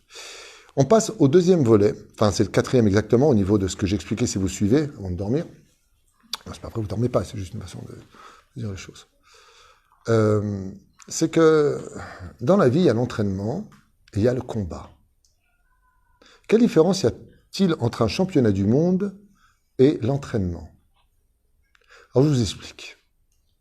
Pendant un entraînement, imaginez que tu dois te taper contre quelqu'un et que tu as un peu mal à la cuisse gauche. Donc, qu'est-ce que tu veux dire pendant l'entraînement? À la personne avec qui tu t'entraînes. Fais attention, ma jambe gauche, tape pas, de ce côté-là, j'ai mal. Est-ce que je peux le dire pendant l'entraînement? Oui, tout le monde est d'accord. Ceux qui me disent non, je vire. C'est entraînement, on s'en fiche. Et il arrive pour le championnat du monde. Donc, il y a une tonne de monde. Il y a 15 millions de dollars à la clé pour lui s'il gagne. Et là, son ennemi, qui est foutu à l'envers d'un Tunisien, voilà, d'accord? Il n'a pas le bide du Nutella, mais les plaques de chocolat, ok? Et là, il arrive devant lui, sur le ring, il lui dit pas du côté gauche. Où est-ce qu'il va taper l'autre? Il va dire, donc tu crèves, je vais te faire boiter, mais t'es un fou, tu viens de me dire où t'as mal, mais je vais appuyer dessus. Alors, le ring, le championnat du monde, c'est la terre. Vous êtes venu sur le championnat du monde. Donc, on n'est pas à l'entraînement. Malheureusement, ce n'est pas l'entraînement. Et si vous dites à votre ennemi, le Yetzer Hara, toujours une bonne réponse, ne me frappe surtout pas là-bas, j'ai mal. Où est-ce qu'il va te taper? Là-bas. Ce qui fait qu'on doit montrer absolument aucune faiblesse. Même si on en a. Pleure et après, relève-toi. T'es pas bien, prends des Kleenex. T'en as ras-le-bol, va au kotel. Mais une fois que t'as parlé, on dit en tunisien, Ijit menik. Blet menik, ça y est, m'aspique. Combien? T'as pleuré, t'es pas bien? Crie. Ah! Et une fois que c'est fait, un coup de blush, comment ça va? De l'IFO. Ben L'opachot velo yoter, parce que la vie continue. C'est toi qui t'es arrêté de la vivre. Ne prenez pas les mots à la légère. Ce que je vous enseigne depuis tout à l'heure, c'est on est à peu près dans 14 livres différents, servis sur un plateau de livres de Moussard de très haut niveau, comme Dabrot Eliyahu Ve'od, que je vous livre vraiment sur un plateau en or, avec des petites phrases préparées. Top. 4e volet, on l'attaque. Qu'est-ce que tu veux? Il est où l'entraînement? L'entraînement, c'est une excellente question. Ça se passe pendant 9 mois dans le ventre de ta mère. Ça se fait pas. Justement, c'est là qu'est tout le combat. Parce que si tu savais ce qui t'attendait, tu n'aurais pas d'ambition pour demain. Donc, Dieu te fait tout oublier pour que tu le retrouves dans ta vie, de telle façon à ce que tu puisses aussi changer ta destinée pour pas que ta vie soit un mektoub. Parce que par le biais de la prière, tu puisses devenir meilleur. Le fait de l'effort. Sinon, si tout était préprogrammé pour toi, automatiquement, tu te laisserais vivre. Voilà. Tant que je tiens les rames de mon bateau, je peux me diriger. Mais si je suis tiré par une corde de cordon ombilical, eh bien, j'ai plus besoin de me tirer puisque la destinée de ma vie me mène à automatiquement, on appelle ça en psychologie, fatalité. Si ma vie est prédestinée, je vis dans une fatalité. Et la fatalité n'existe pas chez nous, on peut changer toute chose à tout moment. Ça dépend uniquement de nous. C'est pour ça que tous les matins, nous disons dans Odou, un des télim les plus extraordinaires, où Tenu ose l'Elohim, donner de la force à Dieu. En d'autres termes, c'est votre conduite qui vont donner à Akadosh Baruch Hu les cartes pour gagner votre combat ou pas. C'est-à-dire que si nous avons une association dans notre façon de vivre notre avenir, cette association est divisée en deux. 50% sont dans les mains d'Hachem et 50% sont dans vos mains à vous. Quel est votre rôle avec vos 50%? Donnez un jeu de cartes à Dieu pour qu'il puisse gagner le poker de votre vie. En d'autres termes, tu lui donnes des cartes pourries, il ne peut pas te faire gagner ta vie. Tu lui mets dans ses mains des cartes magnifiques, du mérite, de la pudeur, de la gentillesse, du kafsrout, de l'honnêteté. Tout ce qui touche à votre domaine à vous, particulièrement, vous lui donnez des bonnes cartes. Qu'est-ce que ça servira? Ça servira que le jour où vous avez demandé à Hachem quelque chose, comme une fille qui dira à son père, « Ah bah, tu as vu tellement de mauvaises choses en moi pour ne pas m'exaucer au moins sur un seul point. Tu ne peux pas m'arranger quelque chose. » La reine, quand on vient demander quelque chose, imaginez que vous soyez, pas vous, Chaz v'Shalom, de cette cagnotte de haut niveau, mais une fille qui est très vulgaire avec son père, qui lui parle toujours mal. Je fais ce que je veux, t'as rien à me dire, mais par contre, elle vient toujours le voir, papa, t'as pas de la fraîche, papa, t'as pas de l'argent, papa, tu peux me passer ta voiture. Qu'est-ce qu'il lui dit le père au bout d'un moment? Va te faire cuire un œuf. C'est-à-dire que tu m'as pris pour une banque. Tu me prends pas, moi qui suis le père, tu m'as mis au rang du valet. Mais la reine, quand on est une fille qui avons beaucoup de respect pour nos parents, on leur parle avec diligence, que vous avez ici par exemple une madricha, avec laquelle vous êtes toujours honnête, il n'y a pas de tralude. Elle voit que quand vous dites quelque chose, elle vérifie, c'est exactement ce que vous avez dit. Vous avez vu 1 centimètre, vous ne racontez pas, vous avez vu 10 centimètres. Dougma, vous venez un soir, vous n'êtes pas rentré. Je dis n'importe quoi, je ne sais même pas quel est votre statut ici, peu importe. Bien moi, c'est pareil au collège. Moi, de mes avrichim que j'ai, j'en ai une trentaine ici à Ashdod et 50 à Jérusalem. Moi, quand il y a des avrichim comme le Ravouri, par exemple, qui va manquer, je ne vais pas l'appeler et lui demander « T'es où ?»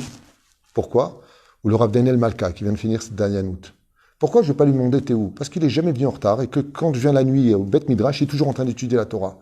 Donc il y a des gens avec qui il n'y a pas besoin de poser de questions. Ainsi donc, quand on est quelqu'un qui ayons une relation, mitkashrim la kadosh baruch hu bechol rega, on fait tout Bedaat Torah. On a un jeu de cartes qui vaut de l'or. Et très souvent, l'attente est plutôt due à ce que dit la Gemara. Pourquoi est-ce que nos mères étaient stériles? Parce que Dieu adore entendre les femmes qu'il aime, cette cagnotte, tfilatan. Dieu aime entendre leurs prières. Pourquoi? C'est son délice, c'est son délire. Appelez ça comme vous voulez. Il aime entendre la prière des femmes. Cette cagnotte, c'est marqué aussi des tzadikim, ceci étant, mais qui s'adresse à lui. Je donne un exemple de ma femme. Que Dieu bénisse son mari. Ça marche toujours, hein. 4 ans, ça marche. Ma femme a fait le Perek Shira jusqu'au jour où elle m'a rencontré. Le jour où elle m'a rencontré, elle a arrêté le Perek Shira. Et je lui ai dit, Chaval. Aval Zenachon. Quand Dieu nous donne ce qu'on a, Dieu donne-moi un mari, donne-moi un mari, donne-moi un mari. Dieu t'envoie, voilà, il arrive. Le prince charmant sur son cheval blanc. De nos jours, c'est une Ferrari. Ok, alors, dans le symbole, c'est un cheval. Donc, pourquoi un Ferrari? Donc, résultat, on ne va plus prier pour avoir un mari. Après, qu'est-ce qu'on va demander? Un enfant. Et bien entendu, la chambre bleue pour le garçon, la chambre rose pour la fille. Et qu'aujourd'hui, ça ne veut plus rien dire. Mais de façon générale, c'est magnifique parce que On est dans une évolution. Mais une fois qu'on a ça, qu'est-ce qu'on demande? Que nos enfants aient la santé, qu'on ait une bonne parnassa, que le mari nous parle un peu plus, qu'il nous respecte un peu plus de complicité. Vous avez remarqué qu'on évolue, mais on commet tous une erreur. Laquelle? Une fois, mon épouse a donné une très très belle idée pour un shlom bayit. Elle a dit un jour, si vous prenez la tête avec votre mari, ouais, réouvrez l'album du mariage. Bon, il y a des trucs qui vont être choquants. Moi, j'ai regardé ma bar mitzvah, chaque page, à la vache à l'homme, à la vache à l'homme, à la vache, ils sont tous partis le mec. Mais c'est vrai que ma femme a donné une idée que je trouve très belle. Bon, il y a aussi une différence, c'est que tu te reconnais pas dans les albums du mariage, t'es comme ça, et je sais pas pourquoi après, t'es un peu comme ça. C'est prakotopak. Mais j'ai trouvé son idée très belle parce que quand tu te souviens d'une chose que tu as oubliée et que tu as pris comme un acquis, ça rafraîchit un peu la mémoire d'une femme, par exemple, qui se prend la tête avec son mari, ça peut arriver, et elle va prendre son album de mariage, qu'elle a payé une tonne d'oseille, qu'elle va ouvrir 3 fois dans sa vie, et c'est l'occasion d'ouvrir. Pourquoi? Parce qu'elle va se rappeler combien elle a prié pour trouver son mari. Elle va se rappeler quelle chance elle a eue alors que sa meilleure amie n'était pas encore mariée. Et vous savez ce que ça va faire? Ça ne va pas résoudre le problème, mais ça va lui donner la force de continuer à se battre pour son bonheur. C'est très fin au niveau de l'esprit, je reconnais. Je reconnais. Mais c'est tellement important. J'ai trouvé ton conseil sympathique. Tu es digne d'être ma femme. Coupé, c'est dans la boîte. Voilà. Alors, le problème qu'on a, c'est le 4e volet que je voulais finir avec vous, parce que je suppose que, quoi que je peux continuer encore un peu, si vous voulez, je sais pas. Je vous ai saoulé ou on continue un peu? C'est cool, hein? Donc, 10 minutes? Oui, patron. Donc 10 minutes pour finir. Est-ce que je peux avoir un Télim, peut-être, ou un Sido, vous avez que ça? Un Télim. T'as un Télim, toi? T'avais la tête d'une femme qui a un Télim, toi. Merci bien, t'es gentil. Oh, c'est des bras en plus. Tov. Alors, donc il y a quelque chose de très sympathique dans ce que je vais vous dire maintenant, qui va expliquer beaucoup de choses. C'est étant donné que nous sommes dans un combat du championnat du monde pour le monde futur, vous comprenez bien que vous n'êtes pas venu pour rigoler, et donc que la vie va être compliquée et plutôt difficile à vivre. D'accord? Vous êtes d'accord avec moi? Ha'adam la'amol yulad. En d'autres termes, nous sommes dans ce qu'on appelle dans le Zohar Kadosh, Alma de Tikuna, le monde de la réparation. Et donc, à quoi sera dû notre bonheur? Je m'explique clairement. À la limite, si on se revoit pour un prochain shiur, demande-moi sur la réincarnation et shiur, parce que sans la réincarnation, on ne peut rien comprendre de ce monde, absolument rien. J'irai plus loin que cela. Encore, je vous fais une petite comme ça, un petit truc sympathique à la David Twitou. Le Chida Akadosh, à propos de Ben Azaï, explique dans son commentaire sur les Teilim, et ramène Dafka Ben Azaï, qui, bizarrement, a dit qu'un homme devra se marier très tôt. Le seul bug, c'est que lui ne s'est jamais marié. Il y en a qui disent qu'il s'est marié le temps d'une journée avec Shulamit Bat Rabbi Akiva et Rachel. Il y en a qui disent, mais en tout cas, ce qu'on a retenu du Talmud, c'est que Ben Azaï n'a pas le titre de Rav. On ne dit pas Rabbi Ben Azaï, comme Rabbi Akiva, Rabbi Shimon Bar Yochai, Rabbi Yehuda Barilai. On dit Ben Azaï. Un des tames de la Gemara. Pourquoi on dit Ben Azaï, Ben Zoma, Elisha Ben Abouya? Parce qu'ils n'étaient pas mariés. Et donc, étant donné qu'ils ne sont pas mariés, Moshe Rabbeinu, c'est un peu compliqué. Il était marié, il a divorcé. Donc, c'est pas Rabbeinu Moshe, c'est Moshe, mais Rabbeinu, parce qu'il était notre Rav. C'est un peu ambigu pour Moshe. Quoi qu'il y ait un grand moussard à retenir, c'est que dans la vie, si on veut être un grand rabbin, il faut d'abord être soi-même avant de jouer au rabbin. Donc c'est Moshe et ensuite Rabbeinu. C'est un moussard esquel qu'il faut retenir dans la vie. Il n'y a pas plus grande chose dans le judaïsme que de rester soi-même au lieu de jouer à des rôles. Très important de le retenir, on appelle ça de Moshe Rabbeinu. Qui est Kodem Kol Moshe Achalka Rabbeinu. Je ferme cette parenthèse. Ben Azaï nous dit faut se marier le plus vite possible. On a répondu à Ben Azaï il a fait Doresh Naïm Ekayem. Baba, tu viens, t'enseignes quelque chose. Et toi, tu le fais pas. Vient le Chida Kadosh, Rabbi Chaim David Yosef Azoulay, et il dit, écoutez bien, il dit oui, mais Ben Azaï avait atteint un tel niveau, écoutez bien, c'est un truc de ouf, qu'il se rappelait de sa réincarnation précédente qu'il était déjà marié. Donc pour lui, étant donné qu'il était capable, en se retournant vers son passé, de voir qui il était depuis Adam Rishon jusqu'à sa propre existence, c'est pour ça qu'on l'appelle Okerarim dans la Gemara, il déracinait le Sinaï. Pourquoi on parle de racine? Parce qu'il était capable, en voyant une personne, de savoir qui il était dans toutes les générations. Donc quand il est venu au monde Ben Azaï, il se rappelait tellement bien de qui était sa femme que pour lui, qui aime est un mitzvah. Comme ça dit le Chida Kadosh. Ce qui fait que des fois dans la vie dans laquelle nous sommes, malheureusement et heureusement, Malheureusement, parce qu'on n'a pas les réponses. Et sachez une chose, je vous le dis dès maintenant. La seule souffrance qui existe sur Terre réellement, la seule, c'est le manque de réponse. C'est-à-dire que, une fois, ma mère, que Dieu la bénisse, elle m'a dit, Yaouli, Isaac, j'ai perdu 200 shekels. Ces fameux 200 shekels que le... Ouais. Je dis, maman, pas du tout, tu me les as donnés tout à l'heure pour faire les courses. Ah, shit. Ah, c'est bien, je suis contente. Et quand elle m'a dit ça, hein, il y a très longtemps de ça, j'ai eu une réflexion. Je comprends pas. Les 200 shekels, elle les a pas récupérés. Elle avait les boules il y a un instant parce qu'elle les a cru perdues. Mais je lui ai donné une réponse. Elle a retrouvé le sourire. Là, vous comprendrez exactement ce qu'on concerne nos chachamim. C'est quand on n'a pas de réponse. Par exemple, j'ai un copain qui a donné son rein pour sauver la vie d'une personne. Donc, il a fait une opération. Maintenant, il ne vit que sur un seul rein. On peut vivre avec un seul rein. Imaginez que le matin, il se lève et on voit qu'on lui a pris un rein. Comment il va être? Déboussolé, triste, révolté, en colère. Quelle différence entre l'un et l'autre? Il y en a un qui a la réponse de où est son rein et l'autre qui ne comprend pas pourquoi il n'a pas de rein.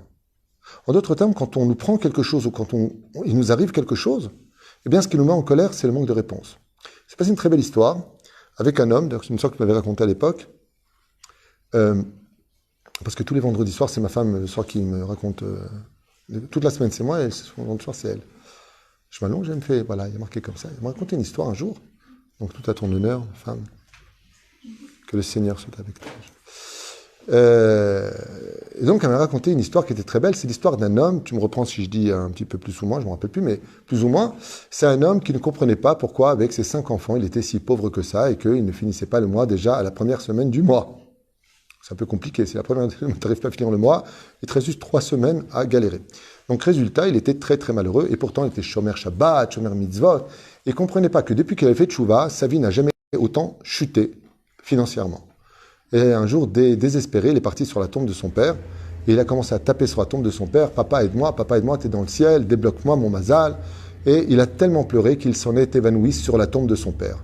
Et voilà qu'il se retrouve réveillé dans son rêve par son propre père, qui lui dit rien, qui lui présente juste une photo. En observant la photo dans son rêve, il se voit lui, sa femme, ses 5 enfants. Seulement le problème, c'est que le petit, il n'y a pas sa tête dans la photo. Il n'y a pas sa tête. Et là, très étonné, il dit à son père, « Mais papa, pourquoi la tête de mon petit dernier n'est pas à sa place ?» Et là, le père lui répond dans les rêves, « Si tu n'avais pas fait tchouva, normalement, dans la réincarnation, dans ce qui était prévu dans les programmes, ton fils aurait dû partir à l'âge de 4 ans. Il était venu que pour 4 ans de vie, c'est tout. Mais depuis que tu as fait Torah en mitzvot, tu t'es tellement renforcé qu'on a rajouté beaucoup d'années de vie. Il ne lui dit pas combien dans le rêve à ton fils. Mais l'ange de la mort, quand il est descendu, il est venu pour prendre le sang de ton fils, Damim. Damim, en hébreu, ça veut dire 2 choses. Le sang ou l'argent. Donc, au lieu de te prendre ton fils, tu as tellement de mérite aujourd'hui que Dieu t'a pris ton argent pour te laisser ton fils. Quand il est revenu de son terrible rêve, quelque part, il est rentré à la maison avec un sourire, et il a dit, j'ai passé la plus belle journée de ma vie, il a pris son fils, il a dansé avec. Sa femme, quand elle a posé la question, elle lui dit, lama. Il lui a dit, parce que si on avait été les hommes les plus riches du monde, et que j'aurais perdu un fils, aucun bonheur n'aurait pu jamais plus taper à la porte de mon cœur. Et aujourd'hui, je viens de comprendre pourquoi. La question qui se pose, c'est est-ce qu'il est devenu riche après? Réponse, non. Alors pourquoi il était bien? Parce qu'il a compris. Alors, comment on fait pour avoir des réponses? Étant donné qu'on n'en a pas, pour l'instant, quoique le temps nous amène des réponses, on va donner le joker. C'est comme le joker. Le joker, ça prend la place de toutes les cartes. Ça s'appelle la Emouna. Parce que celui qui a de la Emouna n'a pas de question. Et il n'attend pas de réponse, puisque la Emouna fait le rôle, alors, chazor, de cette situation. Donc automatiquement, avec la Emouna, je le mets constamment dans ma vie. Pourquoi ce chidour n'a pas marché? Parce que ma Emouna me dit qu'elle n'a pas à marcher. Et si on était tunisienne, qu'est-ce qu'on leur dit? Mlaraha. Mon débarras. C'est-à-dire, Peroucha d'Avar, c'est que t'es pas pour moi. Voilà, bijvili. Qu'un que je mérite mieux. Le pire, c'est que tu dis ça, tu mérites mieux. Pourquoi je vous ai pris ce télim? Parce que, étant donné qu'on est dans une situation compliquée dans cette génération, qui est la dernière génération, à mon avis, avant le dévoilement du Mashiach, c'est très, très, très, très proche. Donc les réponses, vous allez les recevoir. Vos maris vont arriver à l'appel, Bezrat Hashem, chacun de vous. Vous allez finir, vous inquiétez pas, avec ce rêve qui vous attend dans la cuisine, à laver les chaussettes, et mettre la table, et enlever la table. C'est magnifique. C'est-à-dire, vous le voulez, vous allez la voir. C'est GG, Bezrat Hashem, et voilà exactement ce qui va se passer. Qui je peux faire rire, d'après vous? Celui qui était triste. À qui je peux donner de l'espoir? À celui qui n'en a pas. À qui je peux faire du bien? celui qui vivait mal. Je ne peux pas faire de la tzedaka à un riche. D'ailleurs, ça me rappelle ce qui s'est passé la semaine dernière, quelle honte. À la synagogue, il y a une femme qui vient, elle tape à la porte, et donc je dis à Gabaï, prends un gobelet et va lui donner. Maintenant, j'arrive dehors, et je lui donne. Il me dit, c'est quoi? Je lui dis, c'est pour vous. Mais non, je suis venu vous faire un don, moi. Pardon, excusez-moi. C'est compliqué. J'ai pas besoin de votre argent, Rav Tito. Je sais pas, moi, en général, ça passe toutes les 2 secondes, c'est à table. Donc pour moi, je fais ce qu'il faut. Eh bien non. C'est-à-dire, on peut pas donner cela à une situation qui va malheureusement se ternir par nos actions. C'est-à-dire que Dieu nous a demandé de nous aimer. Est-ce qu'on s'aime vraiment l'une et l'autre? Est-ce qu'on est encore en compétition? Dieu nous a demandé des règles. Soyez pudiques, faites-moi confiance, soyez patiente, restez de mon côté. Mil Hachem Elai. Et nous, on joue. Une fois, oui, une fois, non. Imaginez, vous rencontrez un super gentleman et il vous appelle pas, il est avec vous, il n'est pas avec vous. Qu'est-ce que vous lui dites? Je suis pas en solde. Je sais pas, ce que tu fais de ta vie, quoi. T'es avec moi ou t'es avec l'autre? Tu fais quoi de ta vie? On est en chidour ou on n'est pas en chidour? Vous avez besoin d'éclaircissement. Eh bien, tout comme vous le demandez, Dieu le demande aussi. Vous êtes avec moi ou vous n'êtes pas avec moi? J'ai pas compris. Il faut être le supermarché. Ça, oui. Ah non, ça, non, ça. Ça, peut-être. Demain. Chemin Rigia. Non, j'irai pas jusqu'au bout, mais quand même la main, le bisou, oui, pourquoi pas. C'est comme si que le mec, il vous doit 1000 shekels et il vous dit, parce que vous connaissez la nouvelle génération, c'est « sois pas trop religieux ». J'adore cette phrase. Chaque fois que j'entends, je kiffe. Je savais pas que ça existait. « Sois pas trop religieux ». C'est-à-dire que tu prêtes 1000 shekels à quelqu'un et te rend 800, il compte, monsieur, il manque 200. Faut pas être trop exigeant. Je t'ai prêté 1000. Dieu ne nous a pas prêté 613 000 autres. Tu prends ce que tu veux, il y a 613 à faire. La Torah n'est pas en solde, comme vous-même, vous n'êtes pas en solde. On est bien d'accord? Alors je finirai juste avec ça parce que ma femme me regarde avec des yeux revolver. Avec ce fameux Télim 126. Et voilà ce qui va se passer. Si Bezrat Hashem, on écoutait, on a voté bibi, pipi, bibi, on n'a pas arrêté de faire l'aller-retour, sauf on est toujours dans le même pagaille. Ceux de droite sont devenus des gauchistes, ceux de gauche deviennent des fois des mecs de droite. Peut-être qu'on devrait voter Teshuva, au moins une fois dans l'histoire pour voir ce que ça donne. On l'a encore jamais fait, on vote Teshuva. Bon, irait Bezrat Hashem beyachad. Ce que ça a donné. Est-ce que le chemin qu'on a pris aujourd'hui a réparé l'erreur d'il y a 2000 ans en arrière, haine gratuite? Non. On est toujours en compétition. On est toujours avec un côté extérieur. Tout va bien dans la vie. J'aime tout le monde. Zelonachon. On n'est pas sincère. On n'est pas émette avec nous-mêmes. Et au lieu d'aller nous confronter aux problèmes, on les fuit avec toujours des préjugés. Voilà exactement où on en est aujourd'hui. On n'est même pas capable de prendre le téléphone et de poser une question. Dis-moi, est-ce que c'est vrai que vous avez dit ça sur moi? Personne ne le fait. Et il a dit ça sur moi de façon que je n'ai jamais aimé lui. Le mec, il a été condamné, jugé. Qui t'a dit que c'est vrai? Qui t'a dit que ça s'est passé comme ça? Qui t'a dit que c'était son intention? Badakta, Shum Davar. On se régale des problèmes. Résultat, ça plonge toute l'humanité dans un total néant. Puisqu'on obscurcit nos yeux de la réalité de la lumière, on amène sur nous l'obscurité. Alors pour vous quitter, je voudrais vous lire un télim qui va vous monter le moral à toutes. Oh Seigneur, non, c'est vrai. Une fois, j'ai lu en français les Téhilim, je crois que j'étais dans une église. Non, c'est horrible, la biche qui passe le seau.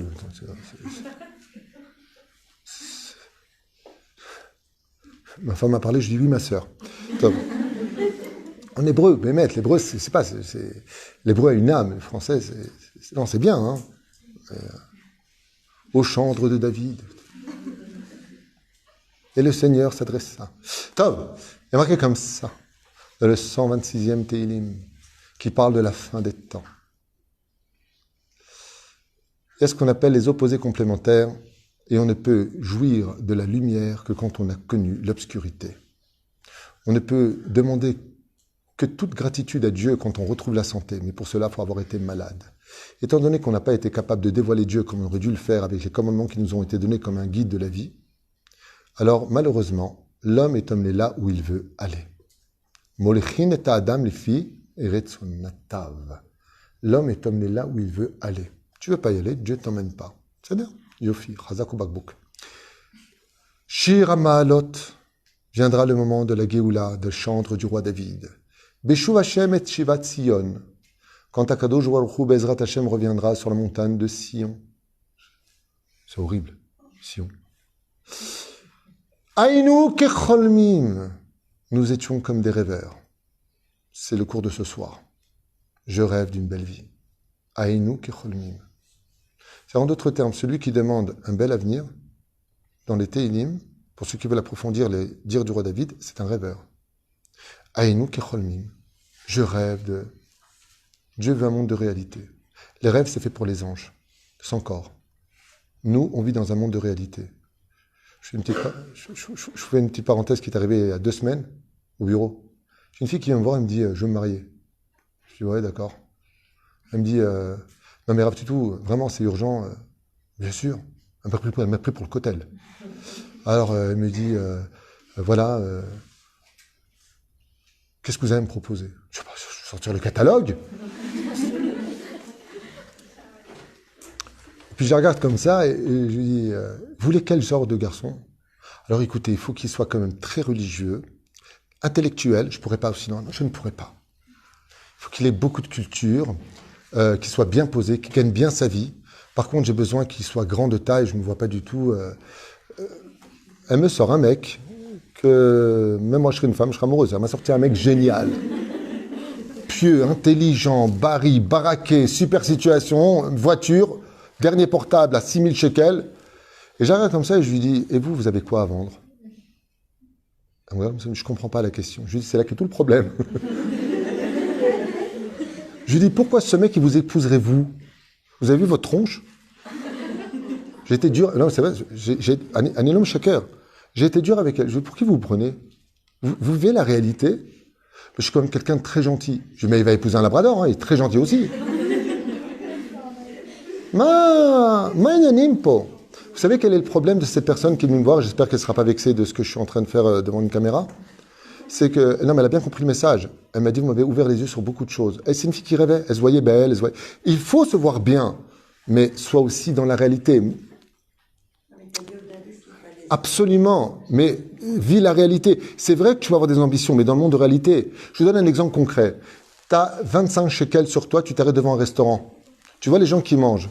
Qu'est-ce que tu ne peux obtenir? Que les boules. Parce que les 25 shekels, ce sera le pourboire que tu vas rester pour les 10% à donner. Ok? Mais par contre, si tu étais intelligent, t'as faim, va acheter un falafel, un coca. Non, à cause de Lieberman, ça suffira pas. Mais va t'acheter un truc qui est dans tes cordes. Ça veut dire que, comme le dit un minag tunisien en français, épouse une fille de ta rue. Ça veut dire quoi? De ta culture, de ce que tu es. Tu peux pas demander des choses qui sont pas à la hauteur d'eux, quoique Hachem est avec Zivugim. Mais je veux dire par là, c'est comme quelqu'un, il demande d'être ingénieur, il n'a jamais fait d'études. Il dit, monsieur, si je vous m'acceptez dans votre société, c'est parce que c'est Dieu qui me fera rentrer. Dieu, il t'a dit, va faire des études, Yatikoujik. Dieu t'a dit, tu prépares pas à manger, tu manges pas. Vous comprenez ce que ça veut dire?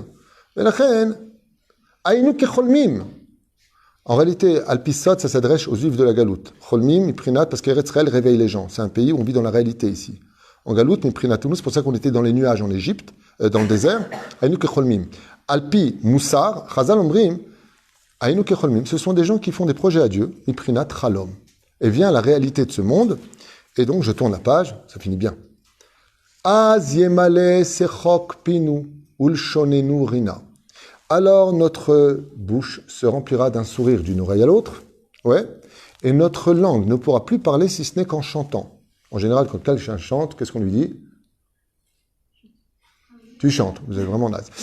On lui dit, eh ben, c'est que tu es heureux. Quelqu'un qui chante en général, c'est quelqu'un d'heureux. Quand on est malheureux, on n'a pas envie de chanter, on fait chanter les autres. Mais on ne chante pas soi-même. Aïnou kecholmim, ulshonenu rina. J'ai pas fini ce télim, il est grandiose. Il répond à toutes les questions de ce shiur. Omer David Ameler. Az yomru bagoim. Les nations du monde diront, Igdil Hashem la'asot im ele. Voici que Dieu a décidé d'agrandir l'histoire du peuple d'Israël. En fin de compte, leur donner la belle vie dont vous demandez. Ve'az, c'est pas fini. Igdil Adon la'asot imanu ainu semechim. Donc là, qu'est-ce qui va se passer pour nous tous? On sera tous empreints d'une joie. Et si la Torah nous dit « Aïnou semechim », il y a un problème. « Niye semechim », mais « Aïnou semechim ». C'est un problème au niveau de la conjugaison. « Haïti », nachon, « Aïnou ». Tu vois, par exemple, tu reviens de Tahiti ou de Haïti? Non, c'est un jeu de mots. C'est-à-dire, résultat, « Aïnou ». Vous savez ce que va nous apprendre le Mashiach quand il va venir? Tu sais que depuis bien avant la Géoula, tu aurais dû être heureux. Je te donne un exemple. Quel mois nous sommes là maintenant? Mishnichnazatar. Ouais, pourquoi? C'est quand le mois de la Géoula? Alors, qu'est-ce qu'il faut avoir pour la Géoula? Vous avez tout compris. Il y a de la joie. Ça veut dire qu'en d'autres termes, pour provoquer la Géoula, Aïnou smechim, pourquoi vous n'avez pas été heureux avant? C'est comme le père, il va visiter ses enfants, ils font une tronche de tchabéa, il dit je reviendrai demain. On sera. Pérouche d'avar, à quoi sert le mois de Hadar? À préparer le mois de la Géoula. Quelle est l'ordonnance dans Masechet Megillah Bedaf Lamed? Mishenichnas Hadar marbim besimcha. Allez, maintenant soyez heureux. Pourquoi? Parce que la Géoula ne peut pas venir si on n'est pas heureux pour recevoir la Géoula. Et quel est le salaire de la Géoula? Te rajouter de la joie dans un monde de réalité. Et là, tous tes rêves vont se réaliser. Tu veux le mari qu'il te faut? Tu vas voir le Mashiach qui te dira exactement, ton mari est juste derrière. Ça me sort l'histoire du Rabbi Lubavitch. T'as vu la vidéo du Rabbi Lubavitch? Magnifique. C'est un couple, ils sont mariés depuis 5 ans, pardon. Et il dit, ah, t'as été voir le Rabbi? Ouais, quelle année? Viens, je te montre. À l'époque des cassettes, à la vache à l'homme. Ouais. Il met la cassette comme ça, ou le disque, parce que on s'en fiche, il a vu le film, ok? Et on le voit comme ça filmé avec la caméra qui était chez Rabbi Lubavitch, et il lui dit, voilà, je voudrais bien me marier, et le Rabbi lui dit, votre femme est derrière vous. Alors il est heureux, le mec. Il retourne à Paris, il est persuadé qu'il va trouver sa femme. Effectivement, il trouve sa femme. Et voilà que 5 ans plus tard, alors qu'ils sont dans le salon, en revoyant la vidéo, sa femme lui dit, mais c'est moi derrière toi. Pareil avec le Rav Kadouri, il était à Belleville, 20e arrondissement de Paris, ouais. Il y a un mec qui vient le voir comme ça, un Tunisien de 69 ans, 68 ans, un peu le beat comme ça, la cigarette jaune sur le côté. Il lui a dit, c'est toi l'homme qui craint Dieu. En tunisien, un rabbin, c'est dire Haïf Rabbi, celui qui craint Dieu. Le Rav Kadouri, il était chez Nani à l'époque. Il lui a dit, qu'est-ce que je peux faire pour toi? Il lui a dit, moi j'ai 69 ans, je suis pas encore marié. Le Rav Kadouri lui a dit, ta femme elle est dans la cuisine. Il est parti dans la cuisine. Il y avait une femme qui était en train de mettre des plateaux de gâteaux. Attends, lui, il est parti la voir, il lui a dit, yeah, madame, elle s'est retournée, il dit, qu'est-ce qu'il y a? Qu'est-ce que vous faites dans la cuisine? Il dit, je sais pas. Haïf Rabbi dehors, il m'a dit que vous étiez ma femme. Ils sont partis se marier. Elle dit, le Rav Kadouri? Le Rav Kadouri dit que j'étais votre zivoug. Il dit, on se marie, je le... Et Mouna Trachamim. Je ne parle pas du Mashiach, je parle du Rabbi, je parle du Rav Kadouri, je parle du Rav Ovadia Yosef. Amloa, Mashiach, ils auraient peut-être pu l'être, mais en tout cas, ils ne sont pas dévoilés en tant que tels à la fin. Ok, ils sont rentrés dans la polémique. Mais quoi qu'il advienne, Mashiach, il te dira exactement qui tu es. Et regardez bien la suite de ce télim avant de vous quitter ce soir. Il est marqué Azomru bagoyim igdila Adonai la soti imele. Dieu maintenant a élargi donc le champ de vision. Igdila Adonai la soti imanu. Et maintenant, grâce à cette réalité, la Géoula sera pour tout le monde, y compris pour les goïms. Aïnou semechim shuva Adonai et shivitenu ka'afikim ban negev. Et là, cette phrase-là, waouh. Vous savez ce qu'il y a de plus impossible au monde? C'est que le ciel et la terre se touchent. Mais pourtant, il y a un seul endroit où les deux se touchent. Vous savez, c'est où? Non. Là, t'es viré, là. Il y a un seul endroit au monde où le ciel et la terre se touchent. Je vous le lis. Ka'afikim ban negev. Mazé ofek. L'horizon. Quand tu regardes l'horizon, quand tu regardes très très loin dans la vie, et que tu vois la vie de façon positive, et que tu es capable de vivre le lendemain, c'est-à-dire d'être capable de dire, même si cette journée est dure pour moi, demain elle sera meilleure, je suis capable, fikim, jusqu'à l'horizon. L'impossible peut se réaliser, tout comme le ciel et la terre ne peuvent pas se toucher. Il y a un endroit où ils se touchent parfaitement, c'est quand tu regardes l'horizon, où le ciel et le sol se touchent totalement comme un fil parfait qui les unit. Et c'est ce qu'on dit dans les Téhilim. On sera capable enfin de voir l'horizon de chaque chose. Vous savez ce que ça veut dire? Qu'en réalité, tout ce qu'on a pensé comme étant impossible pour nous n'était que possible. Car Dieu, écoutez bien cette phrase, elle vaut le coup d'être écrite. Écrivez-la sur vos mains. Non, c'est une blague. Dieu n'a de limite que là où on le poste. Je vous raconte ce qui s'est passé avec ma femme. Ah non. Quand on va construire le premier centre francophone en Israël, Bezrat Hashem, c'est pour l'aller et tout le bazar, Bezrat Hashem, qu'on puisse la Gdil Torah la dira, pendant qu'a commencé le Covid-19, on a fait Charidi. Et donc, avec toute une équipe professionnelle, s'adresser au public dans une période où tout le monde perdait son travail, tout le monde était enfermé, c'était pas du tout évident. Je dis, on va demander, parce que le minimum de l'immeuble coûte 30 millions de shekels. Donc j'ai dit à ma femme, tu dis à Charidi qu'on demande 10 millions de shekels. Charidi, c'est une collecte. Hein. Écoutez bien. Écoutez bien. Et je dis à ma femme, tu diras à Esther, je crois, en route, Hana, que Bezrat Hashem, salut. Et donc j'ai dit à ma femme, qu'on ramasse au moins un tiers du binyan pour le squelette, 10 millions de shekels. Et voilà que ma femme me dit, c'est un peu risqué, 10 millions de shekels, faut être réaliste. Je regarde comme ça, je lui dis, dommage que tu viens d'ouvrir ta bouche. La responsable de Sharidai, donc de l'organisation pour les dons, appelle et dit, ah pas du tout, c'est impossible. Et là j'ai dit, tant pis pour vous. Faites ce que vous voulez maintenant, je ne me mêle plus. Pourquoi ? Parce que vous venez de faire une très très grave erreur. Vous avez limité Dieu à des pouvoirs, comme si c'est le Covid ou pas le Covid, ou la situation, pas la situation qui va diriger les choses. Qu'est-ce qu'ils ont fait ? Ils ont dit, si on fait 5 millions de shekels, c'est déjà un miracle dans cette situation que vous les obteniez. C'est vrai qu'en 3 jours le faire, c'était impossible pendant Shari. C'était une panique totale dans le monde. Ok ? J'ai dit à ma femme, on aurait dû rester à 10, mais vous avez limité Dieu. On n'aura pas plus de 5. On aura 5 à peu près. On a fait 5 millions et demi de shekels. La directrice de Sharidai qui s'occupait de notre collecte a été appelée par le PDG aux États-Unis, menace d'être renvoyée parce qu'elle a pris un risque énorme qui allait ternir l'image de Charity. Comment tu peux demander une telle somme dans une période comme ça? On a annulé tous les galas, les demandes de dons. Tout a été annulé, on les a tous rayés. Et toi, tu fais une chose pareille? Elle lui a dit, j'ai confiance au Rav Tuitou. Je lui ai dit, vous m'avez grillé. Moi, j'ai demandé 10. Si vous m'aviez écouté, on aurait dit 10. On a fait 5 millions et demi de shekels. Je vous avais limité Dieu. Et c'est ce que j'expliquais à cette fille. Je lui ai dit, c'est vrai que tu as raison de ne pas limiter, demande plus. Demande plus, toujours plus. Aval vit la réalité que si ça ne vient pas, c'est que tu ne le mérites pas. Il y a des choses dans la vie, peut-être, l'omagi ali. Vous connaissez pas cette phrase? L'ozachiti. C'est pas péjoratif de le dire. Donc je vous laisse, parce qu'il y a marqué ici, alors qu'il y a en d'autres termes, il dit le roi David à la fin des temps, Kol yavo beito bismano, et tous les bonheurs auront lieu. Et pour cela, il faudrait déjà penser au plan. Az yemalemaze, az, alors, à ce moment-là, si le roi David nous parle de ça pour le dévoilement du Melech HaMashiach, ça veut dire que le Yetzer Hara fera absolument tout pour que rien n'aille avant le dévoilement. Pour finir, chers amis, quand est-ce qu'on allume la lumière dans une chambre? Merci. Quand? Bonne réponse, Tzadika. Le seul moment où on allume la lumière dans une chambre, c'est quand il y fait obscur.